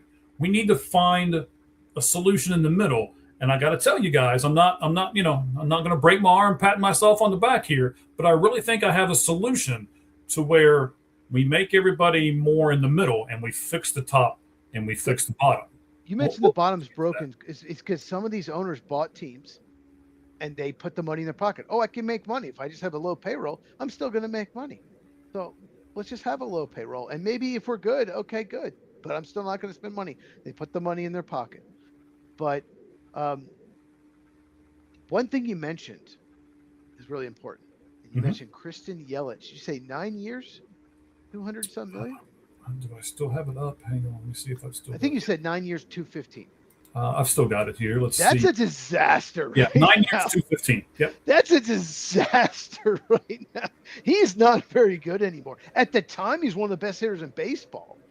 The first 2 years of contract probably were fine, but like now, that's terrible. Aaron Nola has 4 years left on his deal. He's not a very good pitcher for the Phillies. So yes, spending more is good, but giving these long-term big contracts, that's what they're trying to avoid. That's what they can't afford to do. So that's why they didn't want to give all the prospects. But yeah, Yelich, that contract's so bad right now. Okay, but Cheese, you can't have your cake and eat it too, right? You can't have all the prospects, and then you can't say we're not going to spend any money, but somehow magically we want to have a great team. That's not how it works. I agree. No, that's a really good point. And the Brewers have been one of the best regular season teams the last 4 years. And when they get in the postseason, they haven't done shit. And why is that? I can tell you 100% why that is. Okay, go ahead. No, you go ahead. You tell me. It's because they're good against the teams that they beat the teams they're supposed to beat. But once they get to the upper echelon teams, they can't do it. They're not equipped well enough to do it. And they're never going to be unless they either spend more money or give up some of those prospects. They're never going to get over that hump. The Brewers are at that, all right, I'm above average. There are a lot of teams that just they're barely above water, right? Their chin is up here. Well, the Brewers have their chest out too, right? But they're never going to get any further than that unless they either spend money or are willing to part with their prospects to get the players that push them over the top. Yeah, I think in the playoffs, besides Mizorowski, what other starting pitcher is going to scare you? What other starting pitcher can shut down the lineup? I don't think they have one. No. But I think their biggest problem is going to be 18 of the last 20 World Series champions have been a top 10 team in home runs. They're last. 18 of the last 20. And the two that weren't, I doubt they were last. I don't know. But they were talking about that MLB Network. 18 of the last 20. And I think it's been 6 straight champions have been in the top 10 in home runs. So they don't hit the ball in the ballpark at all. So, they're going to have to manufacture runs in the postseason and win multiple series doing it. And then, really as we've said, right, once you get into the playoffs, you play better defenses. Once you get into the playoffs, you're having to hit off of better pitchers. And if you can't smack it over the fence every once in a while, and you have to worry about getting 4 hits strung in a row to get 1 run, when you've got a good defense out there and you've got a good pitching staff out there, that's hard to do. Yeah, you're going to run the starting pitchers. Don't walk anybody either. You're not going to. You mentioned the Brewers maybe taking advantage. They're playing bad teams that have pitchers that walk you a lot. Maybe they're taking a lot of walks. Well, postseason, you're not going to face those pitchers. You're going to have to get hits. Yeah. Okay, Cheese. Last thing before we get to batting cleanup presented by ForwardFan.com. We'll get to them here in just a second. Here's the last thing. Again, this is not something that insults our fans, and I don't want them to take it that way, but I'm banking a lot of people don't know this. You mentioned it earlier, but I bet not even you know the extent to how right you are. The Dodgers were allowed to restructure their local television deal, not the national one, not MLB TV, not ESPN, not Fox. That we're not talking about that. All we're talking about is their local TV market deal. So their local TV market deal, they were able to restructure it with Time Warner because Time Warner used to own the Dodgers, and then in part of that deal where the new people came in and bought it, they were smart. And they were like, okay, we're going to restructure this and we're going to make this contract backloaded for our television deal. And what we're going to do, guys, this is how they did it. It's so smart. I don't like to say they're smart, but daggone it, they were smart. They had 5 or 6 years to build up their farm system. And they had 5 or 6 years to go through and get everything put together the way they wanted. And then this contract became backloaded. This year, Cheese, the Dodgers will receive, you ready? A guaranteed $320 million just from their local market TV deal. And then when that local market TV deal concludes in year 2038, because of the fact that it's backloaded, they'll get a guaranteed $500 million just in their local TV contract deal. In comparison, the Diamondbacks, that are currently second place in that division and are trying to compete with the Dodgers, there's no way they can, because on their local market TV deal, they are owned actually by Major League Baseball, and baseball gives them a percentage of their revenue. So number one, they don't know how much they're going to get. They're just like, oh, we don't know. How can you put a team together when you don't know how much revenue you're going to get? How can you put a team together when you don't know how much money you're going to get from that deal? Here's what Major League Baseball guarantees them: somewhere between 33 and 100. That's a huge number. How can you do that? That gives the Dodgers such an advantage. Not only that they can get the $320 million, but that the teams closest to them don't know if they're going to get 33 or 100 at max. That's insane. And Major League Baseball allowed them to do that when they came in and that new group bought the Dodgers. So that's just money in their pocket before they get any money on tickets, yes, concessions, jersey sales, anything else. There are teams that do not have a revenue of would you say 320 million? Yes. There are teams that don't, the few teams don't even have that in revenue total for everything. There are teams that locked into 25-year TV contracts. At the time, it seemed like a smart deal. But, inflation and everything, and they're just screwed. They're hardly getting anything out of their deal. So, yeah, and that's one of the reasons why I think a lot of people want a salary cap, because how can you compete with that? Well, but a salary cap's not going to do anything for that. You're still going to they can't have a $400 million payroll and pay this $200 million tax bill. Like if you have a salary cap and they're still making money on the team, like if the Tampa Bay Rays spent $400 million on their payroll, they would lose money.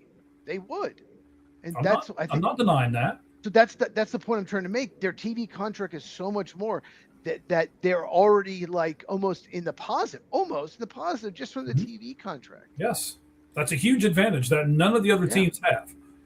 From what I could tell, from what I could research, the second highest is the Giants, right behind them.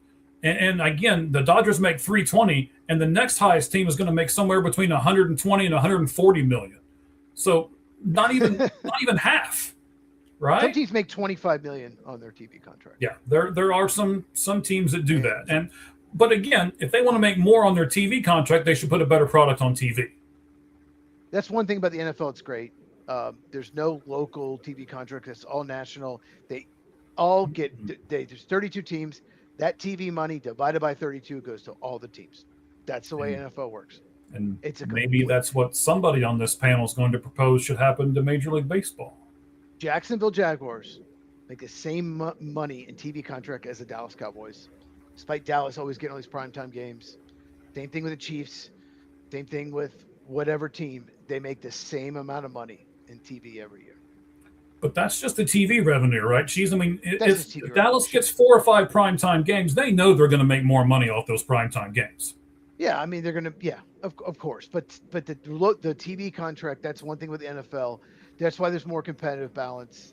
But the difference in the NFL is the quarterback. There's no position in baseball that dictates. That's why there's still so many teams are always good, because the quarterback situation. There's no position in baseball that's that dominant. But one of the best things about the NFL is the salary cap and the fact they split the TV money.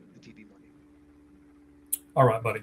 Let's go. Okay, I think we beat this Dodgers horse enough.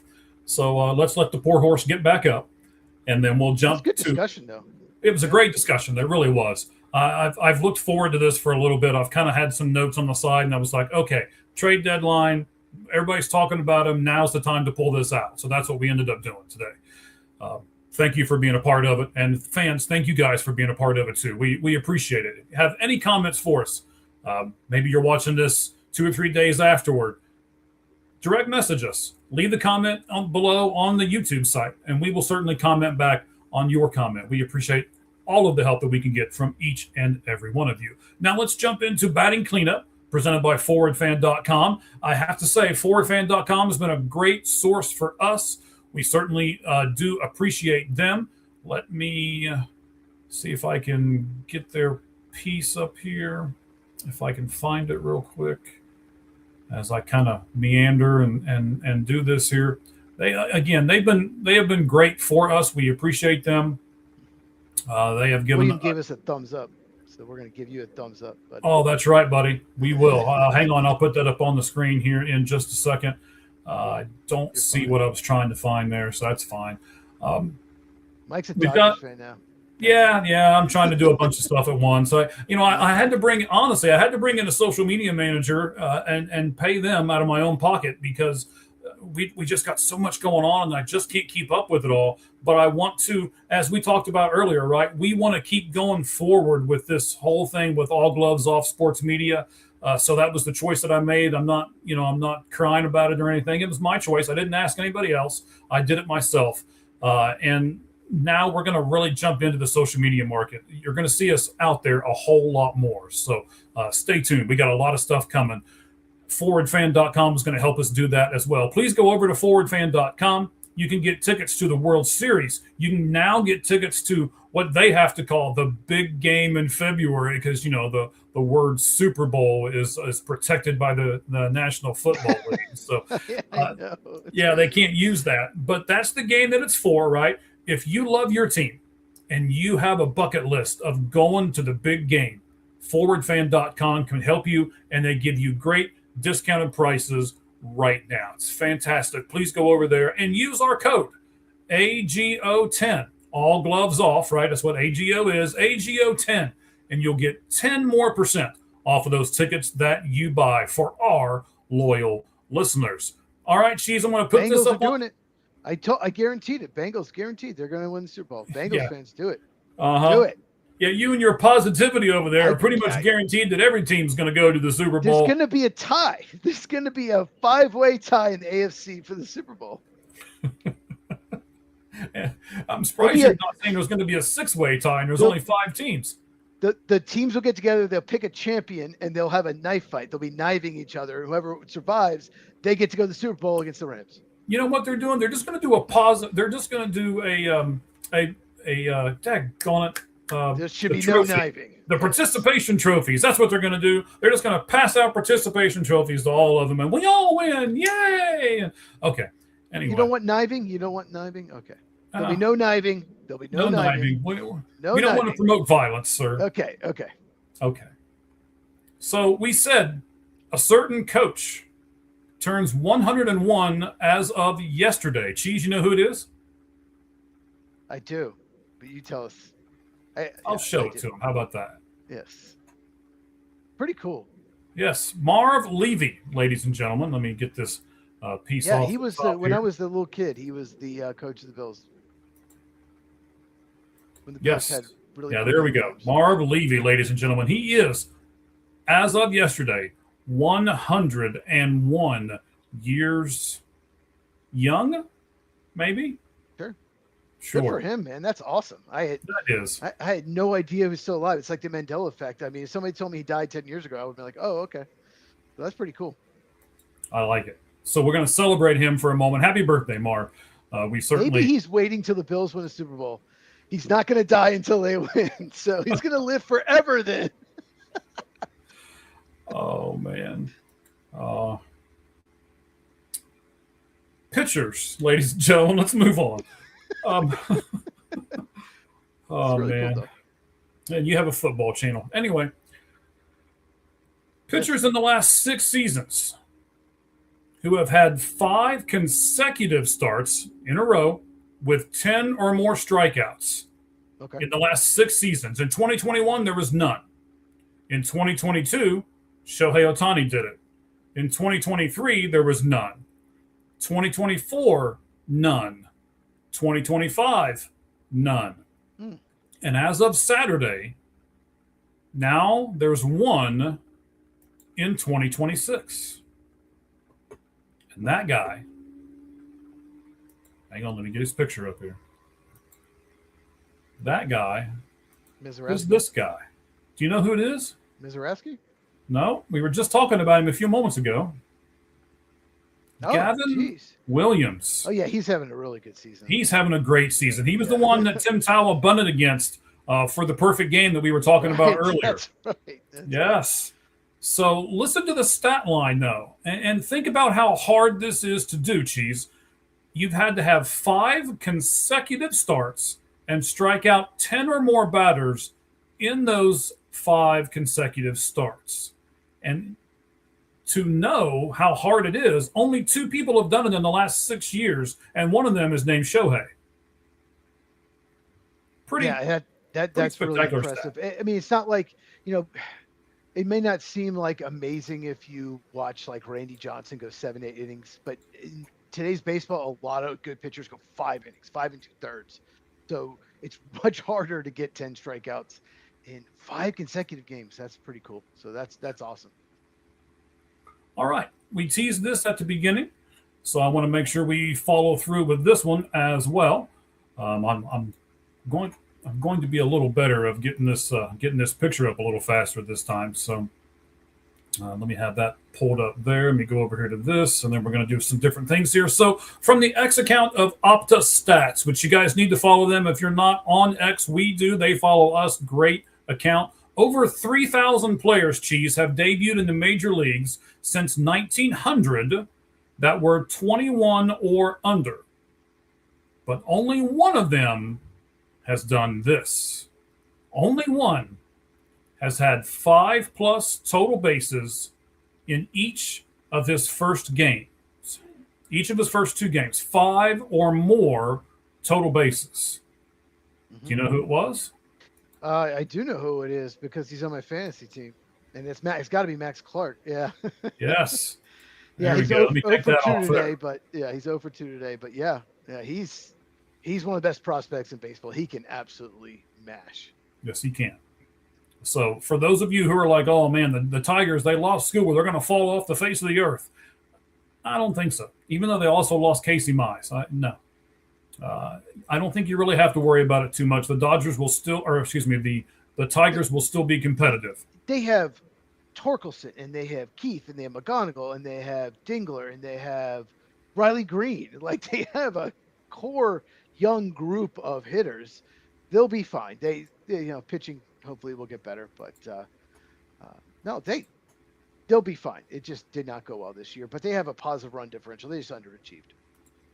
Yes. All right. This team, let me take the header off real quick for us. Here's the stat that I was talking about. Another pitching stat. Jeez, let me pull it up here as we set everything up. Here it is. Setting everything up. Look at you. Okay. Yes.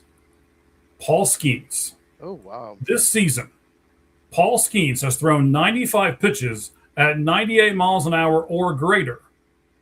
But in 2004, he did that in 3 starts. And in 2005, he did it in 5 starts. This year, it took him 21 starts to do it. And I wanted to bring up this graphic. There's 2004, 98 mile per hour pitches thrown by Paul Skeens. You can see 698 of them. In 2025, he threw 863. But in 2026, this year, he's only thrown 95. Cheese. What do we make of this? You know what? I want to know what you make of this. You're the baseball guy. What do you make of this? I mean, I have a theory, but I feel like you might know something. You might have a good theory here. You can't consistently, though your body is not made to consistently throw the ball this hard. The Brewers need to take advantage of Mizorowski right now because they're not going to have, I mean, they're going to have this in 2 or 3 years. You just can't do it, Cheese. The only guy I've ever seen that did it, and I did see some of his games because, yes, I'm old as dirt. I know you're going to say it. I did see Nolan Ryan pitch and do this. I guess to a certain extent, Randy Johnson did it. And, there's been a few pitchers kind of here and there that have done it. But look at this. From 689, 863 down to 95. And I also want to say this. I don't know Paul Skeens. I've watched several of his performances on the mound. I would think, Cheese, that unless his arms get ready to fall off, he's going to go out there and pitch all he can do for his team. And that might be part of this as well. Yeah, I mean, going into the season, this was his 3rd year, but his first 2 years, his ERA was under 2, his career ERA. He won the rookie year, then he won Cy Young last year. And he probably threw more pitches than he ever has. And for the Pirates' sake, I hope this isn't something normal because his ERA is almost 4. It's like a completely different pitcher. I don't know. My first thought when I heard this is like, well, maybe he's trying to be more of a finesse pitcher and not just throw as hard as he can and maybe he'll have the same results, but the results have not been there. He gave up 45 runs all of last year, total, right? Mm-hmm. He's given up 61 runs so far this year, and we have 2 months to go. It's not gone well for him at all. If you're Pirates, you have to be very concerned about this because he has just not been even close to what he was his first 2 years. Would you be concerned enough to possibly shut him down if you fall out of this wild card race?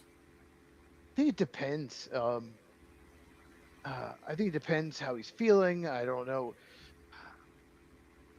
But I would be tempted, to be honest with you. And the Brewers even being a little careful with Mizorowski. A lot of times, like there was a game where they took him out after 4 innings because he threw like 80 pitches. Mm-hmm. They skipped the start right before the All-Star break. Yep. Wouldn't let him pitch in the All-Star game. But you make such a good point. People that throw like 99, 100, 102, that's probably not sustainable for your career. Eventually, your arm's going to wear out. You need to probably, like Mizorowski, like giving him like a Chase Burns contract is probably not a good idea. Unfortunately for the Brewers, but this has definitely got to be concerning if you're a Pirates fan. Mm-hmm. And it does worry me about Chase Burns a little bit. Chase Burns doesn't throw as hard as some of these other guys do, but he's up there. And then they're going to limit his innings. So I think you may see a little bit of backlash here from the Reds fan base, especially if they continue to win and they continue to kind of climb back into this wild card race. And then all of a sudden the Reds go, no, we're going to shut down Chase Burns. I think you'll have people just going crazy. It's like, oh, we worked and finally got to this point, and now you're going to shut Chase Burns down? But I would be tempted to shut Paul Skeens down. Yeah, Chase Burns. Look, I would do, if they're out of the playoffs, they should at some point. Mm-hmm. I agree with you. Look at Cade Horton. Cade Horton had never thrown close to the amount of innings as he did last year. He was one of the best pitchers in baseball in the second half of the season for the Cubs. He made, one or two starts this year, blew his elbow out. He was tired. Like, it just, yeah. He even with an off season to recover, he blew it out. So, yeah, it's just pitching. I remember when the Braves had all these pitchers, this good group of young pitchers. Chris Medlin had 3 Tommy John surgeries. Like, Tommy Hanson, shoulder gave out. Julio Teheran. Like, all these young pitchers, they all got hurt. Jair Jurgens. They just, like, pitching is so, you never know. You could be Alex Manoah, one of the best pitchers in baseball one year. 2 years later, one of the worst pitchers in baseball. Yep. You never know. He's not even in the game now. Not even in the game. So, I guess you just draft pitching, like, nonstop, because you need depth. And here's thank you. You've set me up here a little bit, because I was thinking about this earlier, and I was like, no. I might bring it up when we talk about Paul Skeens. Yeah, do the owners care about Paul Skeens at all? So if he breaks down and never throws another pitch, they're not going to care about him. They're not going to give him money. They're not going to help him out and do anything for him. And that's why these players want these huge contracts, right? I want this guaranteed money just in case something happens to me, and I'll still be able to feed my family. Yeah, with pitching, it's just different. It's just different. The arm, the stress you put on your elbow, your shoulder, it's just different. And like you said, the harder you throw, you create problems. And we've seen guys, this, like, pitcher might be fine, and then they start throwing in February in spring training, and all of a sudden their shoulder's hurting. Mm-hmm. And then they're shut down, and then they come back to May, and then their elbow hurts, and then maybe they hurt their foot or their Achilles, and they come back and it changes their mechanics, and then they have another injury, and it just messes them. They lose their control, lose their command. It's just, pitching is such a volatile, position in all of sports. And I'll give you another great Reds example. Yeah. Hunter Green. Is he healthy? He's finally healthy. Finally. Hopefully. Yeah, and maybe they should have. Well, I don't think they should have, but maybe they should have traded him if they gotten blown away. They may have, but no. Maybe they should. I'll go that far. Yeah, but the point I'm making is, maybe you never know. He could just keep getting hurt, and they'll regret it if they got some amazing offer. But I don't think, because he's been hurt, there's no way they got this, like, unbelievable offer, like 3 top 50 prospects. No, probably not. I think then they'd listen, but no. I think teams were like, "Oh yeah, we'll take him. We'll give you, like, this guy and this guy. They're pretty good, But and his contract is fantastic. It's team friendly as far as that part goes. All right, Cheese. Last one. We said we wanted to try to keep this to an hour and a half, and I don't know if you can see the time, but I can. We have shot the hour and a half time by a good margin here. So I got one more, buddy. Remember last week, Cheese, when we said, or we actually asked our fans, are home runs really that important? And we had the graphic up there, and you mentioned it earlier, where the Brewers are last in baseball in home runs, yet they've got one of the best records in all of the majors. Well, let me give you this stat. Miguel Vargas, Munetaka, Murakami, there we go, and Colston Montgomery, man, have all homered in the same game 5 times this season for the Chicago White Sox. Okay, that has not been done since Cody Bellinger, Corey Seager, and Jock Peterson all did it for what team? Dodgers. The Dodgers. Yes, we had to end everything with another Dodger reference, but it's funny how they're coming back, and they're doing it on the home run ball. But yet you've got a team like Milwaukee who's also there, and they're doing it off of, get them over, get them on, get them over, get them in. That's how you say it. There we go. Yeah, they take a lot of walks. They get a lot of hits. They don't strike out much. But might not work in the postseason. We'll see. We'll see. But I wanted to bring that up because I want to say this as we kind of close everything out, buddy. There are different ways to do it offensively, and there are different ways to do it pitching-wise. The Royals did it with a fantastic bullpen. There's different ways when they went to the World Series. There's all kinds of different ways to do it. There's not one clear cut that way always works, even if it is the homers, as you mentioned earlier. So what they say, the last 10 World Series champions have been top 10 in home runs, right? 8, I think 6 straight and 18 of the last 20 World Series champions have been the top 10 in homers. And a lot of them been top 4. So like the Braves in 2021, they were top 4. So at some point, the hanging slider, you're going to have to hit out of the park. The hanging slider, you can't slap a single to left. You're going to have to get some hits out of you're going to hit some home runs. The fact the Brewers are dead last, probably not setting up for a deep postseason run. We'll see. You never know, because they do have Mizorowski who can shut down the lineup, but they're going to have to probably do more than just manufacture runs in the postseason. All right. I like this discussion, man. We had a really good time tonight. I hope you guys did too. Thank you all very much for being with us. This is the Lights Out Sports Podcast. We are going to take a break tomorrow, thank God, and it's just going to give me time to work 16 hours. So we're going to take a break tomorrow, and then we'll be back with you on Thursday. Cheese, tell us why we'll be back on Thursday, buddy. What are we doing? So we're doing the watch-along for the Hall of Fame game. It's the Panthers versus the Cardinals. So the good news is you can mute it and listen to us. We're not going to sit there and analyze all the game, or especially in the second half when these players are probably going to be cut, most of them.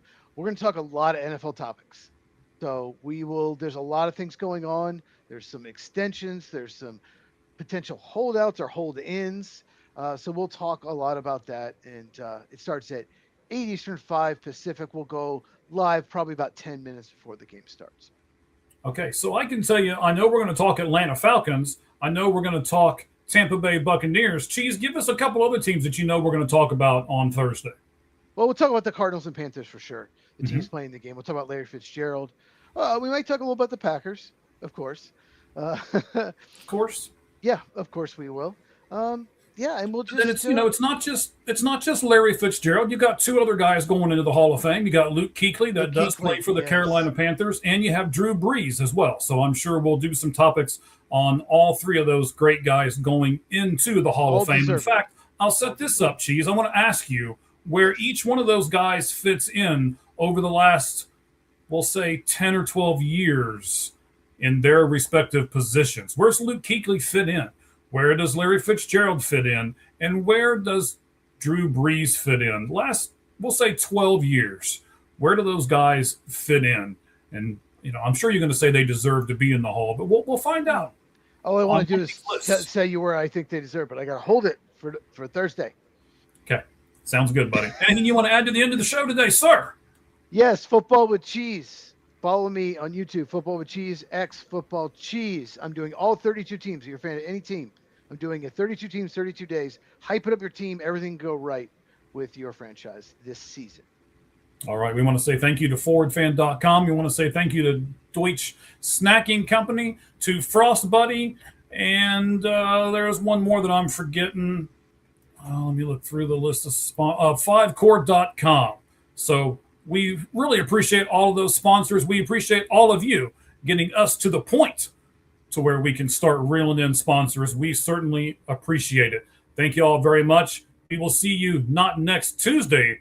We'll see you in 2 days on Thursday, right here on a very special Canton football edition of the Lights Out Sports Podcast. But until then, as we always say at the end of every one of these broadcasts, the only thing that's fair in life is a baseball hit between the third and first base lines. Good evening, everyone.